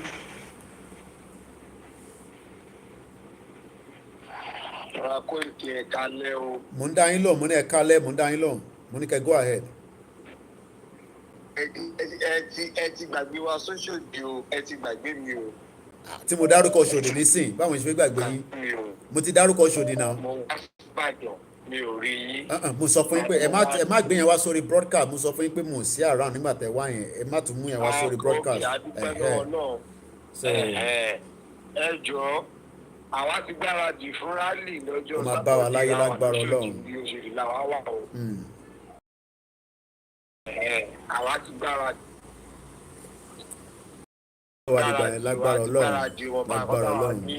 àti rí ara mú lóṣòdì àbẹ̀òdì ní o. bá Solomon ló sọ̀rọ̀ a máa ń ránjẹ́. mo sọ̀rọ̀ mo ti rí nọ́mbà yìí. lágbára Ọlọ́run. àwọn tí wọ́n sọ kàtìkàtì wọ́n sọ rádaràda ọ̀pọ̀lọpọ̀ àwọn ọmọ agbèrè èkó bó ṣe fídíò mi lórí Yorùbá Youth Networks ọmọ àlè ni wọn kò sọmọ ojúlówó Yorùbá nínú àwọn tó ń ṣàìsàn. kò ń ṣẹjọ́ wọn poverty illiteracy and all that so gbogbo ẹ ti wọnú ara wọn you know. Nobody was born agbèrò, àwọn gọ́ọ̀mẹ̀ntì ló sọ wọ́n di agbèrò, àwọn politicians ló sọ wọ́n di agbèrò, kò sọ́mọ kankan tó bí as agbèrò as far as I'm concerned. ọ̀pọ̀lọpọ̀ wọn tọ́lá aṣàgbèrè lẹ́kọ̀ọ́ wọn ṣe ọmọ Yorùbá. So gbogbo wa náà ni gọ́ọ̀mẹ̀ntì Nàìjíríà ń ṣe ìjọba burúkú lé lórí àdé ń fara wa lọ́pọlọ ṣùgbọ́n àwọn tí wọ́n tún wá rí ọ̀nà àbáyọ tí wọ́n rí ọ̀nà nǹkan tó dáa tí wọ́n rí nǹkan tó rí pé ó máa tún ọjọ́ ọ̀la wa ṣe àtọjọ́ ọ̀la àwọn ọmọ wa tó tún sọ̀sọ̀kúsọ òun ni inú ṣe ń bí àwọn ṣùgbọ́n àní jẹ́ kí wọ́n jẹ́ káwa rí òkùnkùn. ìṣẹ̀lẹ̀ lágbára náà lọ́tọ̀ dé ní ẹjọ́ òfin yìí àwa wà lóṣèdì àdúró gbágbágbá làwọn fi 20 láti Òṣòdì láfùlùkù tá a máa wá sọ́jà. Ọlọ́run á fún lágbára Ọlọ́run. Ẹ ṣé gan ni Mr. Solomon. Mo kí yín lẹ́ẹ̀kan sí gbogbo ẹ̀yin tí ẹ ṣe ń gbọ́ wa. We are taking calls so that we can get the the views of everybody that also wants to contribute as well. I'm sure a lot of you have been calling. Ẹ má bínú, sometimes ká ti padà sí location 419 location confusion. Hello caller, ẹ gbóhùn sókè. Tẹ́ bá ń gbọ́ra yín àjọ máa bára wa jà ní ojú mo sọ pé kẹ́ mute background ẹ̀ dẹ̀ ń follow broadcast látẹ̀ǹkan ẹ̀ mute background. Alright, I won't have any other reason than to take somebody else call. Ẹ má bínú because àwọn èèyàn máa ní Koiki olóyìn láti wà. Adúpẹ́ àwọn èèyàn tí ń support wa lórí First Bank wa ta fi sílẹ̀ fún Koiki Media ni o so that àwa náà lè support àwọn tí a fẹ́ ràn lọ́wọ́ láti ọkàn Koiki Media so ká má get a mix up. +27 is not connecting. Let's go straight and take more calls. Morin bẹ́ẹ̀ Agnes ẹ ti try láti pè ẹ túbọ̀ try sí màá tún pé àwọn tí wọ́n ti pè náà ẹ̀gbọ́n mi Gbémisọ́lá I'm trying to return the call back as well for those of you that have called. Adúpẹ́ lẹ́ẹ̀kan sí fún gbogbo ẹ̀yin tí ẹ ti darapọ̀ mọ́ wa. Let's go straight to UK for another call. Hello caller. Hello. Ẹ káàbọ̀ mọ́. Ẹ kálẹ́. Ẹ kálẹ́ o ẹ ti wà lórí ètò à ń gbọ́ yín o. Hello. Ẹ ti wà lórí ètò à ń gbọ́ yín. Okay. Èmi kàn fẹ́ mú àìdíà wá ní brother. Mo fẹ́ mú àìdíà wá brother Koiki. Go ahead ma. Rally on the 3rd yẹn. Ṣé àwọn èèyàn most àwọn èèyàn lè gbé láti bí laptop or phone tó bá ní láti máa sign àwọn èèyàn? Àbí kò lè gbọ́dọ̀ bẹ́ẹ̀ yẹn? Kò ń ṣe irú ìjọ bẹ́ẹ̀ yẹn ó máa wà too very clumsy àfi tí yàn bá rí àwọn èèyàn tó yẹ pé wọ́n lè ó possible but on a day like it's a little bit it's give and take, let me put it that way. Kò sí nǹkan tó possible bí àwọn ẹ mọ̀ pé tí Ìgbòho bá dé Ìgbòho ṣá kò ní èèyàn bọ̀ bí kí Ìgbòho tó dé bí kí chief tó dé wọ́n lè ṣe bí tí rally bá máa bẹ̀rẹ̀ bí aago 9 bí between 7 àwọn kan tí lè tètè dé kọ́ máa sign àwọn èèyàn ó possible kò sí nǹkan tí máa sọ pé kò possible ó possible definitely yeah but tí chief bá dé gbogbo yẹn hàn níráyè yẹn mọ́ hàn níráyè yẹn mọ́ rárá so bó ṣe jẹ́ nìyẹn ó possible àdé máa emphasize ẹ̀ náà pé àwọn tó bá wà ní ẹni sùn àwọn tó bá wà ní rally tẹ́ bá ti dé rally ẹni tí kò tí ì láǹfààní pé kó sign ẹ lè bá àwọn èèyàn sọ̀rọ̀ kẹ́kọ̀ọ́ sáré ní ó yá gba fóònù mi èmi ní data iṣẹ́ gbogbo wa ní o ó ti yẹ yín nísìn so possible bẹ́ẹ̀ yeah. ẹ ṣé gan ni ẹ̀yin tẹ́ ń post ẹ ṣé gan ni màmá wa thank you very much ẹ̀yin tẹ́ ń post continuously lórí link yẹn ẹ má yẹ kí Facebook block yín ẹ ní rí nǹkan wò níjọ́ Saturday o tẹ́ bá ti ju link yẹn sílẹ̀ nǹkan ẹ slow down Facebook does not like continuous posting of the link they will believe it's an attack on the system. Hello caller. Hello. Ẹ kálẹ́ sà. Ẹ kálẹ́ o bàbá Akóyèjì. Ẹ kálẹ́. Ẹ kálẹ́ sà o. Ẹ kálẹ́. Yes sir. The white lion. Kò pé méjì. Ẹ kálẹ́ sà ẹ káàbọ̀ sí location confusion. Ṣé ti dá o? Location jìbìtì. Location má jẹ́ káyé àwọn èèyàn dá. Àwọn àbí tó bá adé nìyẹn pẹ̀lú gúlọ́dọ̀ Ọlọ́run rally on the third yẹn wọ́n ti parí tó máa tọ́lọ̀ ti yanjú ẹ̀ ní pẹ̀lú gúlọ́dọ̀ gbogbo àwọn ẹni ibi tó bá láwọn fẹ́ dìde sí ilẹ̀ ló máa lanu tí ó gbé gbogbo wọn mi pẹ̀lú gúlọ́dọ̀ Ọlọ́run ilẹ̀ ló máa lanu tó máa gbé wọn mi àwọn náà ti dúró tán àti dúró tán lágbára Ọlọ́run ẹ̀yin yẹn fún ọlọ́pàá akin ẹ̀yin làwa ń wò tá a fi ń ṣakin tí o bá ṣe pé Ọlọ́run tó gbé irú yín kalẹ̀ àti bàbá ṣé o bàbá Sunday Igboho tó bá yẹ kọ́ Ọlọ́run tó gbé irú yín kalẹ̀ wàláhì sọ́ọ̀bì láì àwọn tá a ńlá kí a ní ìlàkì àdékòyè yín tètè máa mọ̀ àdékòyè yín ẹ ṣe wá yẹn àti ẹ wá ń ṣe wá yẹn ẹ ọ̀làánà àfi gbójú pẹ̀lú ògúnlọ́dọ̀ Ọlọ́run ìtọ́jú yẹn àjọmọ̀ wà ń bẹ̀ máa ṣe ni àwọn náà ti gbára di ìtọ́nu lè ní wà gbogbo ẹ̀ láti kójọ àti ṣáájọ àti dàmàlà tewéjọ àti ṣe gbogbo àwọn bọ̀ wá àjọ máa ṣe ni lágbára Ọlọ́run àjọ máa ṣe ni pẹ̀lú Ọlọ́run adé wà pẹ̀lú wa. Inshallah. Bàbá mi ó tọrọ sọ fún yín confam àti kalẹ̀ à ń wọlé bọ̀ wá yányán ni. Bẹ́ẹ̀ni mo kí gbogbo àwọn tí yé wa mo kí gbogbo ẹ̀yin tí ayé tòrò mo kí gbogbo ẹ̀yin tí Benin ti Kútọ́nù gbogbo ẹ̀yin tí different ìgbèríko bọ́dà ẹ pàdé wa sẹ́ bàbá wa Chief Sunday ní kẹ́ pàdé wa ní Saturday July 3rd. Kò sí wàhálà bàbá. Ẹ ṣé gan ni thank you very much. Kò sí wàhálà a máa wọlé tán ní yányán. Ẹ ṣé gan ni thank you very much. Mo kí gbogbo ẹ̀yin tí ẹ ṣì ń gbọ́ wa especially on Instagram fóònù Instagram ẹ̀ ti ń sọ fún mi pé battery ti ń run low but we see what we can do to that as well. We have another caller is +234. I guess it's probably Nigeria outside. Hello ẹ kálẹ́ o. Ẹ bá gbóhùn yẹn sókè ohùn yẹn lọ́lẹ̀ díẹ̀ ẹ kàn increase volume yẹn díẹ̀. Ẹ kálẹ́ sà láti Kútọ́nù. Hello láti Ìkòròdú ni. Ìkòròdú ọ̀gá ẹ gbóhùn sókè. Hello. Mo ti ń gbọ́ yín ẹ máa sọ̀rọ̀ lọ. Mo ti gbọ́ Ìkòròdú ẹ go ahead. Láti Ìkòròdú so ẹ jọ nípa ti fọ́ọ̀mù tí mọ́mì wa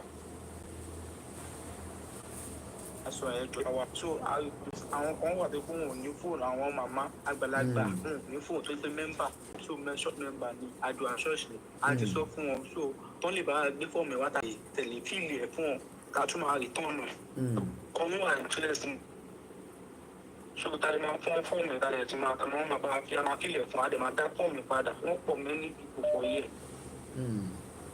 Hello sir. Mo ń gbọ́ yín. Hello. Mo ń gbọ́ yín sẹ́. Hello. Mo ń gbọ́ yín sẹ́. Tán lè tán so nípa wọ́n máa lè bá iṣẹ́ lórí fọ́ọ̀mù yẹn inú bá dùn because many church gbogbo many school tàbá ti sáyẹn ní church muslim gan wà àtúgbé lọ bomi wọn àwọn olómi àtúnṣe bẹ́ẹ̀. Okay. So a lè ṣe kí ni. A lè jẹ́ kó wà convenient fáwọn èèyàn. Bẹ́ẹ̀ ni a lè wà convenient fáwọn èèyàn so àwọn èèyàn dẹ̀ wà interest but àwọn olùgbé òde fóònù. Like I said, I'm sure Ninas is doing I'm reading the comment on YouTube. Don't worry, I'm dealing with the problem. I've read the comment. I thought I was taking him out, but it seems he's not going anywhere. But I've dealt with the problem. I'm reading I read all the comment. I'm reading the comment, especially those of you on YouTube. Monka comment here. So and also the comment on Facebook as well. We're following the comment. That in the video has been dealt with. So we shouldn't worry too much on that distractor as well. And sometimes you just have to leave them, let them continue to distract. At least sometimes we probably win their soul back as well. A lot of people do not believe in Yoruba nation for whatever reason. They are Yoruba, they are Igbo, they are Hausa. It doesn't matter. ìyẹn ò ní ká stop pé ká má agitate, ìyẹn ò ní stop pé rally tó ń bọ̀ ní Saturday ò ní ṣeé ṣe, it will definitely work, but wọ́n máa ní kò lè ṣeé ṣe ìdọ́lẹ̀ ń pa kìnnìkan ojú gbogbo alóòjọ́ máa ṣe. Politician gan mọ̀ pé àníṣe election 2023 ẹ káàbọ̀ sórí ètò láti ayé. ṣé ẹ sọ pé àwọn Nigerian government. ẹ̀yin má mẹ́nu lọ́bẹ̀ yẹn, ẹ̀yin má wọ́rí nípa yẹn, ẹ̀yin má wọ́rí nípa yẹn, ẹ jẹ́ kí màá ti Nigerian government kájọ dí pẹ̀lú yẹn, àwọn tí ṣe bọ̀tọ́ bá ṣe èmi á mọ̀ pé àtújọwọ́ ṣòkòtò kan náà ni, ẹ̀yin má wọ́rí nípa yẹn. Ó ti yé yín nísìn, mo ń gbọ́ yín sà. ìbéèrè ẹlẹ́kejì ni nípa ti petition tá à ń fún ẹ̀. Bẹ́ẹ̀ ni sà. ìbéèrè ẹlẹ́kejì nípa petition ni ṣé èèyàn lè lo fóònù kan láti sáìn fún bóyá ọmọ oh yes as long as tọmọ yẹn bá pé ọmọ yẹn láti pé 18 o dádì, ọmọ yẹn láti pé 18, ọmọ tó bá pé 18 ẹ má sáìn fún o láti pé 18 years old. But ẹ lè lo the same phone, so get the same IP address, ẹ lè lo the same phone as well. I've dealt with the same phone as well. I've dealt with the problem on YouTube, those of you watching us on YouTube. Yes, ẹ lè lo fún as multiple people lórí that same phone yẹn, ẹ kọ́ máa click link yẹn ni, so yeah, ó possible. Ẹ̀yin tẹ́ ń wò wá lórí ó possible. Ẹ̀yin tẹ́ ń wò wá lórí ṣé àlàyé yẹn ti yé yín sà?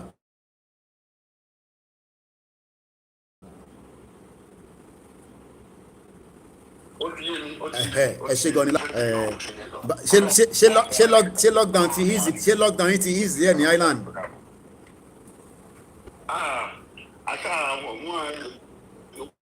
The broadcast +4475 9405009.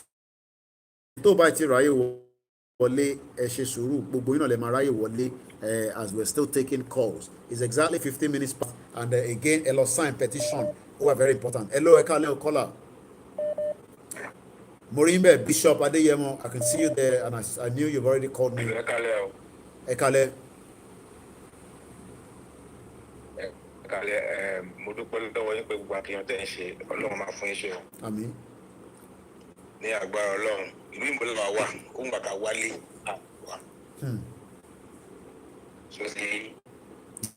Torí pé kí ni ìjàdá ìgbà Ọlọ́run máa fún ìṣẹ̀lẹ̀ dílẹ̀ inú wa máa dùn dé làgbà Ọlọ́run. Àmín. Gbogbo àwọn tó wà nídìí ìbàjẹ́ pé bí ìbánijọ́ má lè bọ́ sí Ọlọ́run máa pa wọ́n ní pípọ́ dáadáa pé Ọlọ́run. Àmín. Náà wálé káwá gbádùn lé máa fi yẹn ṣe mo dúpẹ́ lọ́wọ́ yẹn. Ẹ ṣé gan ni ẹ̀gbọ́n mi, thank you very much. Mo kí gbogbo àwọn ẹ̀gbọ́n wa, ẹ̀yin màmá wa, ẹ̀yin àǹtí wa, gbogbo ẹ̀yin tí ẹ̀yin ṣiṣẹ́ ribiribi, ẹ̀gbọ́n ọ̀nkù wa kan ọ fún wa ní 400 whistle, gbogbo ẹ̀ náà kọ́ la lè gbé wá sílé, ẹrù yẹn pọ̀ díẹ̀, so adúpẹ́ lọ́wọ́ wọn dẹ̀ fún wa ní walkie talkie náà. Àwọn èèyàn ṣe ní ṣé I need the walkie talkie, why not? Walkie talkie here is still needed, in different part of the Yoruba land. Somebody said it's better to watch it on Instagram than Facebook. Okay, so I'm ní láti bí ẹ máa bá mi move charger yẹn wá síbí báyìí, so màá lè plug iPhone yẹn. Let's go and take more calls. We still have a bit of energy. Okay, that's very good. Okay, èyí tẹ́ wà lórí Instagram wọ́n ti bá ń ṣe. So, but I'm going to have to turn the phone to a landscape, so bear with me. Ẹgbọ́n sókè ẹni tó ti wà lórí line, à ń gbọ́ yín. Hello, caller. Hello, láti UK. Hello. Ẹ kálẹ́ sà. Hello. À ń gbọ́ yín o, ẹ kálẹ́. Ẹ kálẹ́ lẹ́ o. Ẹ ra sà. Àdẹ̀kù message journey. Thank you for message journey. Thank you very much. Ọkọ̀ yín ọkọ̀ jẹ́ pọ́nì. Àwọn kan fẹ́ kó jẹ́ pò. Àwọn kan máa ń gbàdúrà kó jẹ́ pò. Ọpẹ́lọpẹ́ àdúrà yín dádì. Lágbára Ọlọ́run, ẹ ṣé gan ta. Èmi tí ẹ mú kọ tí wọ́n ní idea kan ni mo kàn máa bá kan wá Ẹ go ahead, sir. petition kan sign. Yeah. Petition kan sign yẹn, èmi wò pé káàdì àyàbàdà mo ń wò pé most of àwọn tó ń wà ní abroad right most of àwọn tó wà ní abroad àtàwọn tó wà ní ilé àwọn tó wà ní ilé tó yẹ pé most of them lọ sí church kiri wọ́n lè máa lọ bá wọn ní church lẹ́kọ̀ọ̀kan kọ́ máa gba details wọn phone number wọn orúkọ wọn tó bá ní email fine tó bá ní email bọ́ orúkọ wọn phone number wọn yẹn ó wà very important tó bá ti gba ogbó yẹn àwọn tó bá wà ní abroad kọ́ máa ní díẹ̀ sí wọn lórí wọ́n sọ káwọn yẹn dẹ̀ máa enter ẹ̀ kọ́kọ́ máa impute because èmi wò pé àwọn easier ju sometimes because tí o bá wà Nàìjíríà gbàmí náà máa ní pé data ti lọ àbí fóònù ti fẹ́ kú.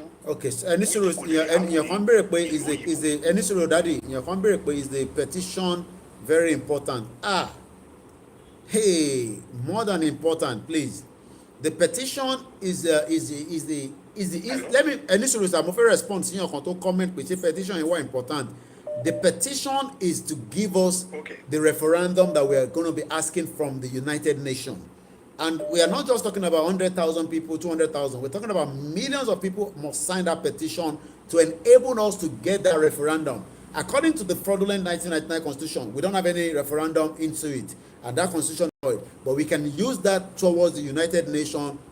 For me, I know we will still have to fight ourselves with these people so that we can come out of the contraction. Mumbo inside that Emma Binu.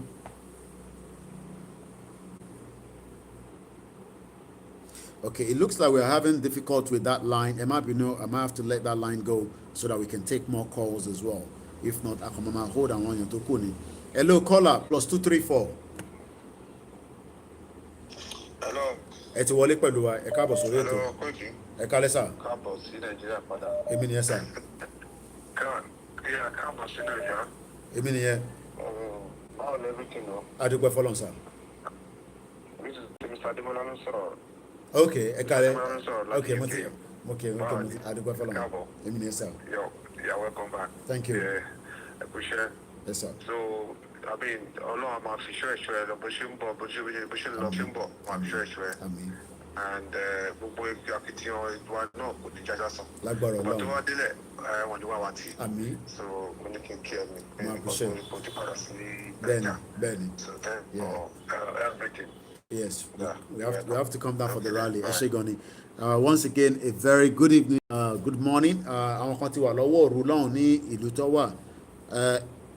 Okay, call yẹn já mọ́ra wọn. Ẹ má bínú ẹ̀yin tẹ́ wà lórí Instagram torí pé ó wà in a different way, but at least ẹ ṣì ń rójú mi. Lẹ́ẹ̀kan sí ẹ túbọ̀ máa support wa o. Ẹ̀yin tí ẹ máa fún wa ní nǹkan tí ó wà lórí Facebook wa tá a ti fi síbẹ̀ fún Koiki Media ní o. Ẹ má mix ẹ̀ up ẹjọ́ o. Hello caller. Ẹ kálẹ́ mà. Ẹ kúrọ̀lẹ́ lọ́dọ̀ yín lamẹ́ríkà àbí Canada tẹ́ wà. Èmi nìyẹn mà. Canada go ahead, go ahead. Èmi nìyẹn mà. Nípa tí wọ́n lè gbà ṣe kíní ká fọ́kọ́ wọn ká dẹ̀ fún wọn Nàìjíríà lórí fún ọ̀sẹ̀ fẹ́ẹ̀dì ẹ̀ lọ. I think it's possible to do that. Yeah, as long as because there's nothing that says somebody has to pen a signature there. So as long as there are any details àwọn yẹn lọ́wọ́, it's definitely possible. I also email yẹn wọ́n ní kò compulsory but wọ́n láti ní telephone number. Yeah, email is not compulsory but wọ́n láti ní telephone number and I'm sure àwọn tẹ́fẹ́ bá ṣe náà wọ́n máa ní telephone number. So ẹ lè pé bí àwọn ọmọ yín, àwọn ọmọ àǹtí yín, àwọn ọmọ sister yín tó bá ti pé 18 tí wọ́n ẹ ti mọ details wọn local government wọn ẹ impute and that's it. Yeah. Because I think the reason why they're putting the telephone number as mandatory is so that maybe if they have to do what they call a verification, easy, láti lè send data lọ sórí phone yẹn. I'm just thinking that's probably maybe the reason why the phone is more important.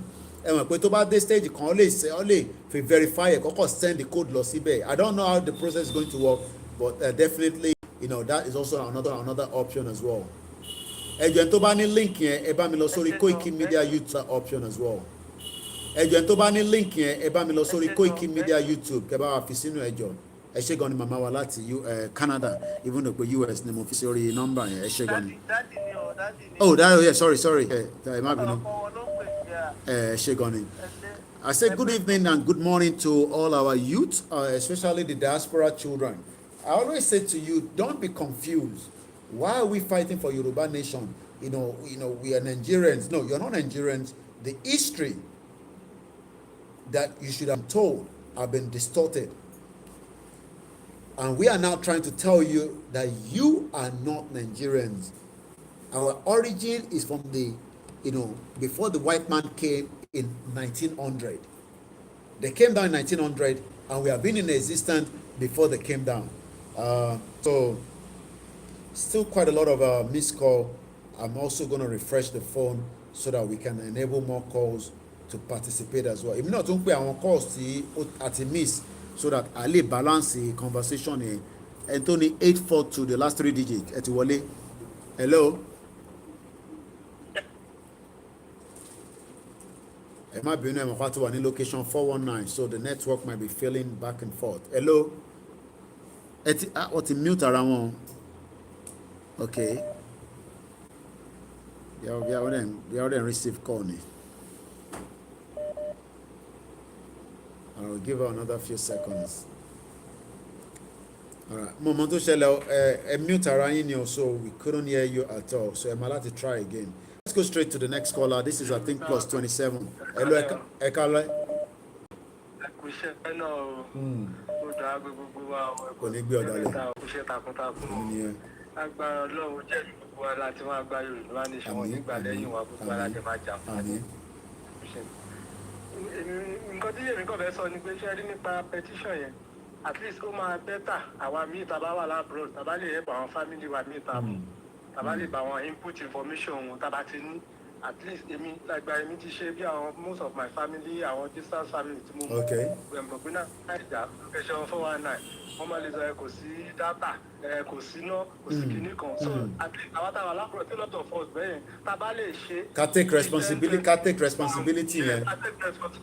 Àtàwọn ẹlòmíì tó bá wà ní different. Ẹni sùúrù àgbọ́n mi, gbogbo ẹ̀yin tẹ́ ń béèrè link lórí Facebook, link yẹn ló ń lọ tèmi gan rí níbí báyìí, so bẹ́ẹ̀ yóò ṣe rí link yẹn, I don't know, link yẹn ló ń lọ yẹn, tọkọ nínà sí lára, and it's very straightforward. It doesn't take more than 2-3 minutes before you fill it, but we need millions, not thousands. We need millions of people to sign that. Ẹ̀gbọ́n sókè, ẹ̀gbọ́n mi, mo ń gbọ́ yín, ẹ má bínú. So àwọn tá a wà ní different groups ká access different group, a lè gba information wọn, kò ń ṣe nǹkan tó le téèyàn lè ṣe. Bí mi ṣe wà tèmi bá rí link àwọn ọ̀dà kìíní, a máa ṣe orúkọ wọn, the most important is orúkọ wọn, phone number àti bóyá village. Yes, I'm back to location 9. Yes, for the rally. I came for the rally. All right, ẹ ṣe gan ni láti South Africa lọkọ lẹ ti ń pè plus 27. Ẹ bá ń kí gbogbo àwọn ọmọ Yorùbá tó wà bẹ̀. We have a lot of doctors tó jẹ́ ọmọ Yorùbá kan ní South Africa yẹn, tí bàbá wa ibà Gani Adams sọ lórí show níjọ́ kan, wọ́n fẹ́ tó 500. Mo kí gbogbo alẹ́ nǹkan sí.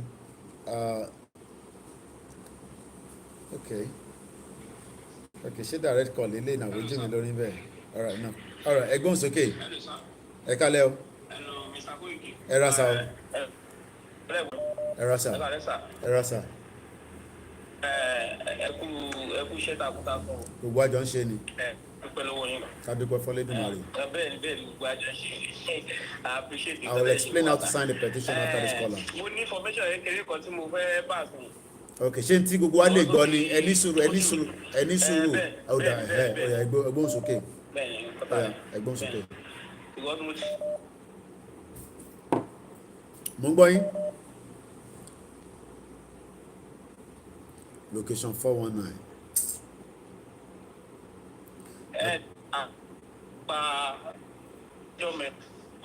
Referendum petition. Àwọn university and polytechnic college of education. So báwo la ṣe lè ṣe awareness tó lè kan gbogbo tó lè dé gbogbo àwọn area yẹn, because àwọn students tó lè. Yeah, I mean we have 60% of the youth, and the target has to be the youth, and also àwọn màmá wa tó wà ní abúlé tó wà ní village tí wọ́n ní access to mobile phone and all that, because we want to carry everybody along, but kò sí bá dẹ̀ fi ṣe náà, kò sí bá ṣe máa lè carry gbogbo èèyàn náà along ká má parọ́ fúnra wa, but we have to try as much as possible. Àwọn ninas ló wà in charge of that, tiwa ni pé ká bá wọn promote, which is what I am doing. but in terms of the logistics báwo lọ ṣe fẹ́ ṣe ẹ wọ́n máa ra laptop ní ọ̀fẹ́ ìyẹn ní kankan ṣe pẹ̀lú Koiki Media, but my job here from the person talking about the agitation and the area that is very very important for the Yoruba people, the Middle Belt and the Lower Niger, everyone must please go and sign that petition. It is very very very important as well. Last week, sir. Last week. Okay. Ẹ má bínú, mo fẹ́ ka message yìí. This is a massive waste of time because I'm amazed you can't see that. See what? Okay. Responding to somebody else. All right. I read a lot of the comments and I want to make sure we are not missing out on the comment as well because this is an Instagram because the phone is on the landscape now. Okay. Ẹ ti wọlé padà nísìnyí. Ẹ má mute ara yín again o. Hello caller. Kí ló dé tán mute ara wọn? Tẹ bá ń gbọ́ra yín lórí. Ẹ má tẹ bá ń gbọ́ra yín nínú ilé ẹ̀yin ẹlẹ́ṣẹ̀ mute. Ẹ má mute tinú ilé ẹ má mute torí phone. Mo ti mute tẹ́lẹ̀ inú ilé. Ẹ̀hẹ́. Okay, ọ̀ya ẹ gbóhùn sókè. Ẹ kálẹ̀ o. Ẹ ra mọ̀. Ẹ kú ọjọ́ mẹ́ta ẹ kú iṣẹ́ náà o. Ọlọ́run bá fi iṣẹ́ yìn ni o. Ẹ ní ṣe látọ̀ o. Gbogbo ara máa bá débi tó lérè o. Lágbára Ọlọ́run ìlú Oòduà nation yóò ti dúró. Ọlọ́run dẹ̀ ti bá wa mú dúró. Bọ̀ mo ní question tí mo fẹ́ béèrè. Ó ní pé pé àwọn ará Èkó pé Oòduà nation níjọ́ Friday. Many people sọ fún mi pé wọn ò mọ kankan. Wọn ò gbọ́ kankan. Wọ́n dà pé mo lọ ti fẹ́ ṣe rally tí àwọn èèyàn sọ pé àwọn ò gbọ́ sí. Oh, mo was so surprised about that. Ọjọ́ta ló ti máa pàdé. Ọjọ́ta láti máa pàdé lágbára Ọlọ́run. Ọjọ́ta, yeah. Ọjọ́ta, yeah. Many people àwọn tó wà ní Lagos ti sign on sórí ẹ̀, but mi ò true nípa ẹ̀, so kò yé mi. Kíni okay tẹ́ bá ní ẹ̀ true kíni kan tẹ́ ṣe because kíni process tẹ́ ṣe tẹ́ fi true mo fẹ́ understand mo lè respond. Like phone mi yẹn dá. Ṣé ẹ mọ̀ pé kò máa fill gbogbo details yín tẹ́ bá débi telephone number a ní kẹ́ fi number sí but ẹ ní láti change code ìlú ẹ mọ̀ pé UK lẹ́yìn wà nísìn so ibi tó kọ +234 yẹn ẹ máa highlight yẹn ó máa fún yín ní more code number ẹ wá fi ti tọ̀dọ̀ tí wọ́n máa jẹ́ +44 ẹ ní láti fi email sí kò ṣe mandatory ẹ dẹ̀ fi ẹ wá tún lọ highlight ẹ nísàlẹ̀ láti sọ pé Yorùbá land ẹ dẹ̀ click submit inú comment section yẹn ẹ lè decide pé bí ẹ fi kọ̀ọ̀kan sí abẹ́ kọ̀ọ̀kan sí. Okay, all right. Ṣàlàyé yẹn màá tún play hopefully pé tí bá play video yẹn ó kàn máa wà ní reverse ni because tó bá mórí laptop mo ti ṣiṣẹ́ nísìn ẹ rí dáadáa but mo lè send ẹ̀ sí yín ẹ jẹ́ wọn nọ́mbà yín ok ẹ jẹ́ orúkọ wọn ni kí n fi save orúkọ yín. ẹ fi adé tó ń ṣèwé. ok ọ̀dà ẹ má ti lọ́dà pé ti pè tẹ́lẹ̀ mo fẹ́ ẹni sọ yẹn tẹ́ ń pè cause màá lè send ẹ̀ sí yín mo fi lọ mú nọ́mbà yín ni mọ́mí Adébísí ọ̀dà ẹ má lọ màá save ẹ̀ ní sin 842 last 3 digits let me pick this call and deal with that. Hello caller 842. Yeah, hello, Koiki. Ẹ kálẹ́ sir. Thank you very much. That's fine. Go ahead. Good evening. Welcome to the broadcast. Yeah. First of all, for that referendum, this thing, I actually went online to fill mine. Okay. I filled it and they said that it was successful, but I didn't get any email. So how do No, that's why I said the email was not compulsory. I didn't get email as well. I did mine on a live broadcast last week while I was on the air, and I didn't get any email as well. Yeah. But I was told it's not compulsory. How do you not know if you have done it?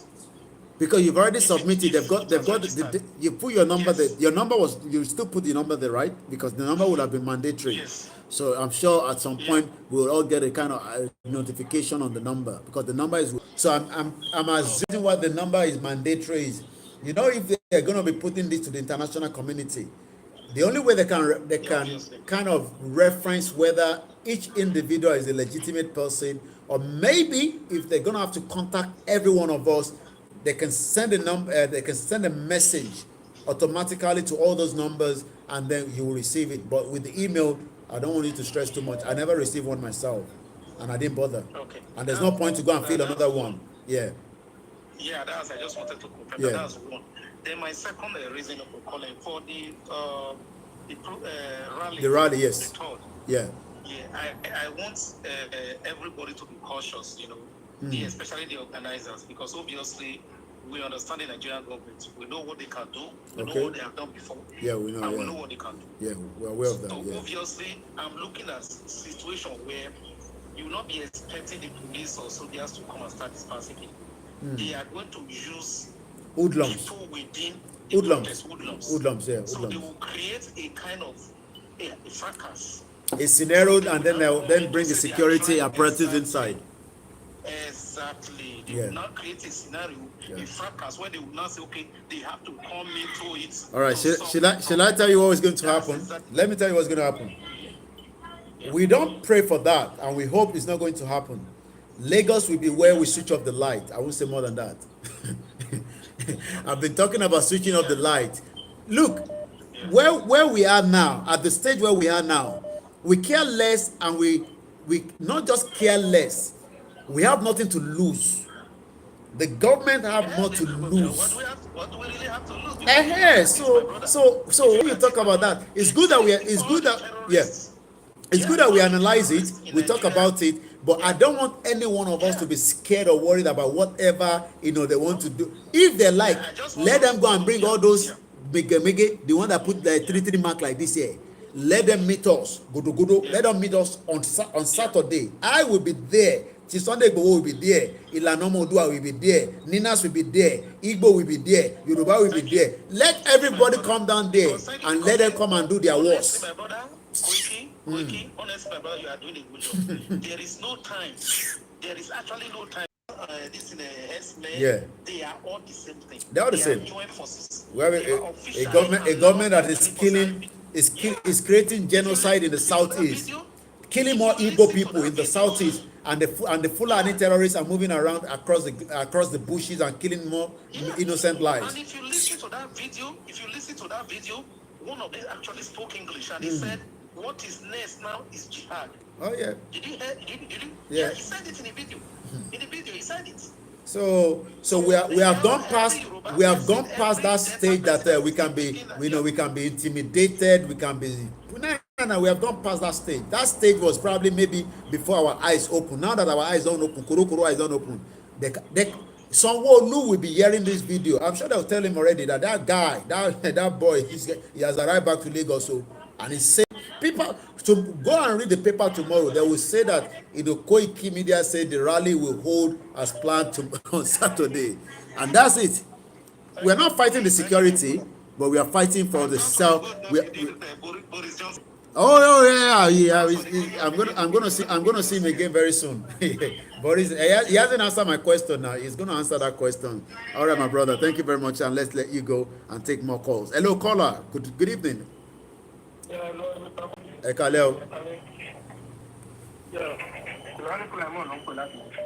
Láti ìlú wo? Mushin Olóòṣà. Mo jẹ́rìí. Wọ́n náà kan wà ní Mushin, wọ́n náà ń threatening. Mo níyàn kan threatening wa.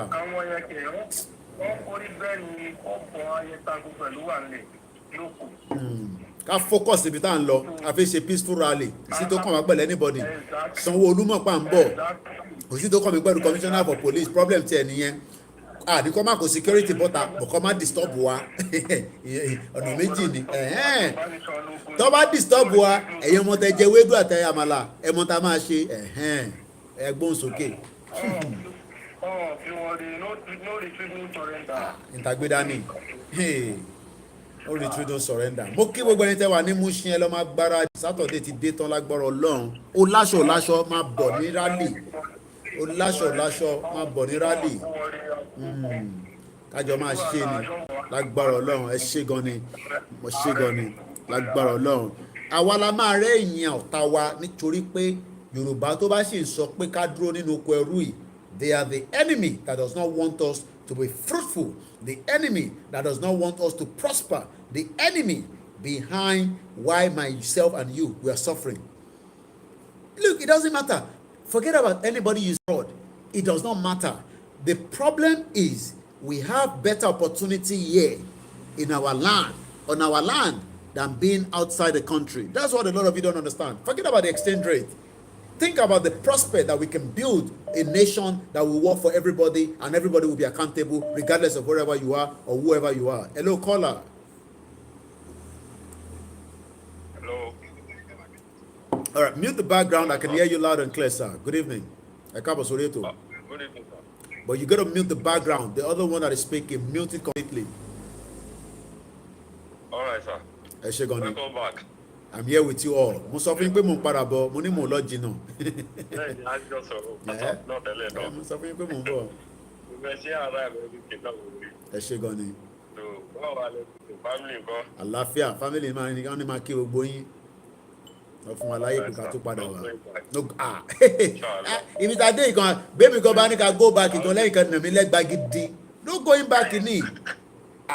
Ìyẹn kan wá ní ìyẹn kan pè sórí Naija Voices ní last sequence ó ní I think you are working for politician. Ṣé mi máa tó wá jáde màá wá ní ká wá lọ ṣẹlẹ̀ because tó bá ní you are working for politician kí ni nǹkan tó fẹ́ mẹ́jẹ̀ ṣé màá wá jáde ní sinmi ní gbogbo ẹ̀yàn ọmọ Yorùbá ọlọ́mọ ẹ̀ka kéde mú wa ní tabadé yìí. I've been following you last year, so I know you very well.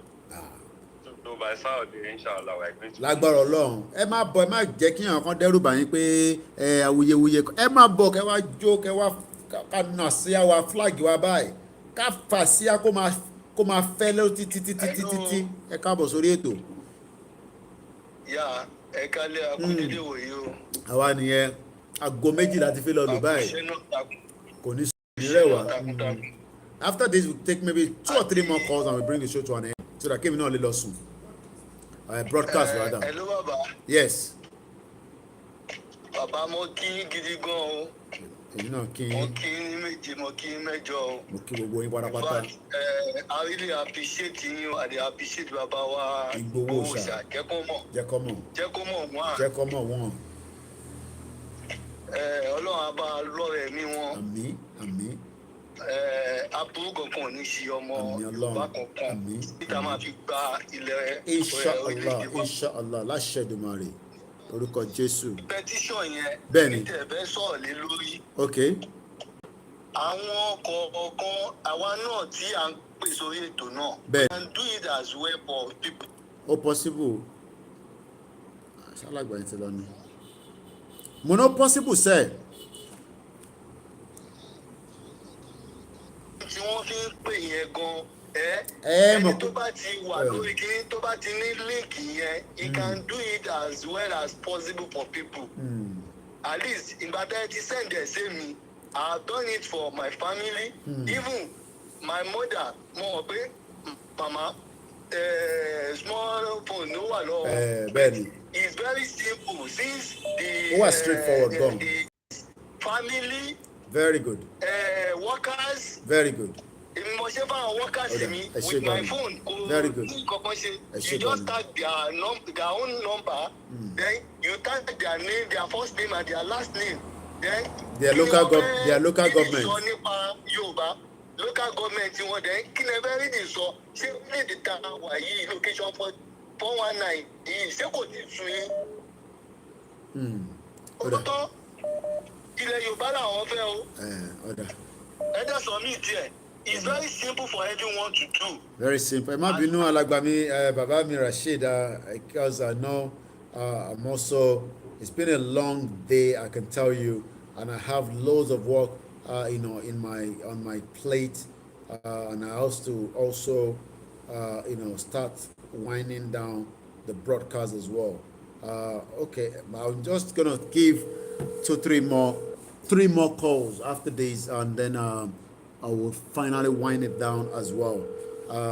Okay, that person is now picking up. So I'm taking one now. After this, it's going to be 2 more calls. Ẹ káàbọ̀ sórí ètò, ẹ̀yin ni the first person. Ó kú yọ̀ méjì lẹ́yìn ẹ ti wọlé mà. Hello? Ẹ ti wọlé sórí ètò yẹn máa sọ̀rọ̀ lọ́mà. Ẹ ti wọlé, your life already. Go ahead. À ń gbọ́ yín mà. Hello? Ẹ máa sọ̀rọ̀ lọ́mọ́ mi, à ń gbọ́ yín, ẹ ti wọlé. Hello? À ń gbọ́ yín sẹ́ẹ̀. Ok, ẹ ká lẹ́hùn ẹ kú iṣẹ́ náà. Èmi ni ẹ mà.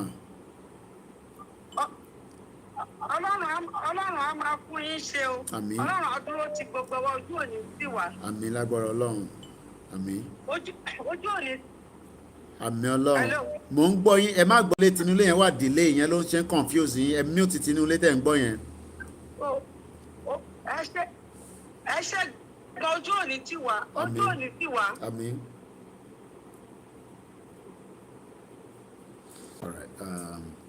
All right, I'm gonna let her go. I think I could tell that she's probably listening. Àwọn èèyàn dẹ̀ máa ní Koiki máa ṣe sùúrù pẹ̀lú àwọn èèyàn. I try as much as possible to also have patience. But all right, one more call. This is a missed call, and then we can then take one more after this, and then we will say. Hello. All right, you need the second to the last. Àwa ni ẹ káàbọ̀ sórí ètò màmá mi. Yeah. Bí ẹ ṣe ń sọ̀rọ̀ yẹn, èmi sì ń wọ́ọ̀dì àwọn èèyàn mi bíbá yìí o. Okay. Pé ẹ̀yin náà, wọ́n lè fi ṣe some holiday jobs. Wọ́n sì sọ fún wọn bóyá 50 naira pa èèyàn tó bá sign fún ni, tó bá sign èèyàn 100, iye tó máa fún ẹ rè, tó bá sign iye èèyàn báyìí. Káwọn èèyàn wa kan ṣe káàkiri àwọn tó wà ní diaspora. Bó jẹ́ $50 lolúkálukú lè send, it goes a long way. Bó jẹ́ èèyàn 100, kán fún wọn ní budget. Okay, sign èèyàn 100, iye tó máa gbà rí. So I think guys will go for it. Ọlọ́run á fún yín ṣe. We appreciate you. We love you. Thank you very much. Ẹ ṣé gan ni ma. And this is the last caller, and then after that I'm going to turn the phone off. Okay, Niyan Wole. This is going to be the last caller, and then you are the last caller. Eba Asheni Kiakia. Yeah, I just want to. Yes, go ahead. Okay. Thank you for what you're doing, man. Thank you very much, sir. I just want to give you this detail. It's a security stuff, okay? Okay, so hold on. If it's security stuff, is this something that everybody needs to hear about? I don't want it to go. No, not everybody. It's just I'm an Biafra, so. Okay, all right, go ahead. Government attack our people. I just want to let you know because of the rally, because somebody said about having the open rally on a stadium. So I just want to tell you something about it. Okay. Yeah, what I want to tell you is this, okay? When we are running in Biafra land, okay, we gathered in a school. So what the Nigerian government did was to surrender the whole place, attack everybody. It was the easier target. Oh, I see what you mean. Yeah, outside. So it's difficult for them to attack everybody in one go. Okay, I see what you mean. So having it in a confined space is easier for the government to tackle you in there. Yeah. I see what you mean. Yeah. Oh yeah, on the street is very good. So when they start attacking, we can then start doing what we have to do as well. So we shut down the whole place. Yeah. All here Biafra. You see, you don't face a lot of fire, so we have to learn from you. All right then. Thank you very much, my brother. All right then. All right. I won't take more calls. I'm gonna have to turn this phone off because if not, call Yamama Wole ni. Emma Binu, it's exactly almost to 12. So that came in all little shaking. We have a lot of work to do between now and the next couple of days before the rally. Like I said, I am gonna be doing my job from the media side, from the media perspective. And I have to be on ground. Dúpẹ́ lọ́wọ́ àwọn ọmọ tí Ọlọ́run fi kẹ́ wa, àwọn ọmọ alálùbáríkà tí wọ́n ń bá wa káàkiri. Ẹ rí pé nígbà tí wọ́n lọ sí Ọ̀fà, ó kù díẹ̀ wọ́n bá fẹ́ àtàkì àwọn tíìmù àti gbogbo yín láǹfààní àti máa wò wọ́n ní òrèkóòrè tó bá ń jáde lọ. I'm sure a lot of you saw or listened to the situation that èmi náà láti jáde on that same day doing a live broadcast just to kind of put the situation, to say to the Kwara State governor that the situation was getting very, very tense. Mo dúpẹ́ lọ́wọ́ again comrade Ṣọlá Kògbódòkú for the role that she played on that day. One of our team could have been attacked, but with a very good instinct, she was able to quickly do something on that. Even motor one gonna say glass motor one windscreen was smashed completely. But that will not end that rally in Offa. Àmọ́ àgbàntàn pè ní second match. Ìtàgbálẹ̀ nǹkan yẹn ní last week tí ọba Ọ̀fà, ọ̀nà ọba Ọ̀fà, mí ní ìfẹ́ mọ̀ bí ọba Ọ̀fà ni but èmi ń sọ fún gbogbo wọn pé a ṣe ń padà bọ̀ ká kọ́kọ́ parí tèkó state kọ̀ọ̀kan sì máa gbà wá lálejò kò ń ṣe nǹkan la máa ṣe rally but the most important thing is Ọ̀fà rally was almost going to go nasty but adúpẹ́ fọlọ́n pé we were able to curtail it as well. This is my first day back as well on the territory of our land, Yoruba land. It's good to be back. The feeling is very high. We shouldn't be worried about whatever is going to happen on Saturday. It's going to be a peaceful rally. I spoke to a few people since we've arrived. Assurance of that things have been put in place from the organizer part of things. And I say organizer because I spoke to the General Secretary of Ilana, George Akinola, tí gbogbo yín mọ̀ dáadáa, èmi àti wọ́n ti sọ̀rọ̀ kọjá lẹ́ni. And I spoke to a few other, just the same way àwọn ọmọ tó ń pè wá lọ́tún lósì. Mo dúpẹ́ lọ́wọ́ àwọn tó pè mí láti Ọjọ́ta gangan, pẹ̀lú àlùkà. A dúpẹ́ lọ́wọ́ gbogbo ẹ̀yin tí ẹ̀ ń ṣiṣẹ́ takuntakun. Olúkálùkù ló ní return match ń bọ̀ ní Ọ̀fà, return match tó máa le gan. Return match yẹn a máa prepare fún dáadáa ni. Once again,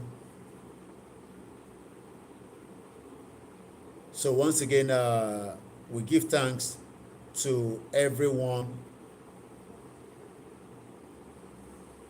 We give thanks to everyone that have joined us, from the time we started the broadcast. My name is Ola Yomikoiki. Definitely there will be a lot of pressure on the phone because I'm back home. I know what I'm talking about. If I have not responded to your message, bear with me. I haven't got a direct line, so you can't get me through a direct call. It will only have to be on a WhatsApp that you'll be able to reach out. If you can't reach out, leave a voice note, drop a message. I will definitely pick it up. I think we had about how many people that donated money? We have 5 people that donated towards Koiki Media. We appreciate those individuals. Emorai, we say thank you very much. Putting things together from tomorrow. There's a lot of things that we need to tidy up as well. But on that note, I wish you a very big mega rally ahead. Tomorrow, we'll be doing everyday Lagos mega rally. That's all I'm going to be discussing between now and Saturday. But on Wednesday, on Niger Voices, we will have a special broadcast for 2 hours that we're also going to be discussing the Lagos mega rally. I say good evening, good morning to everyone on Instagram, YouTube, and on that note, have a very good night. My name is Olayomi Koiki. Bye for now.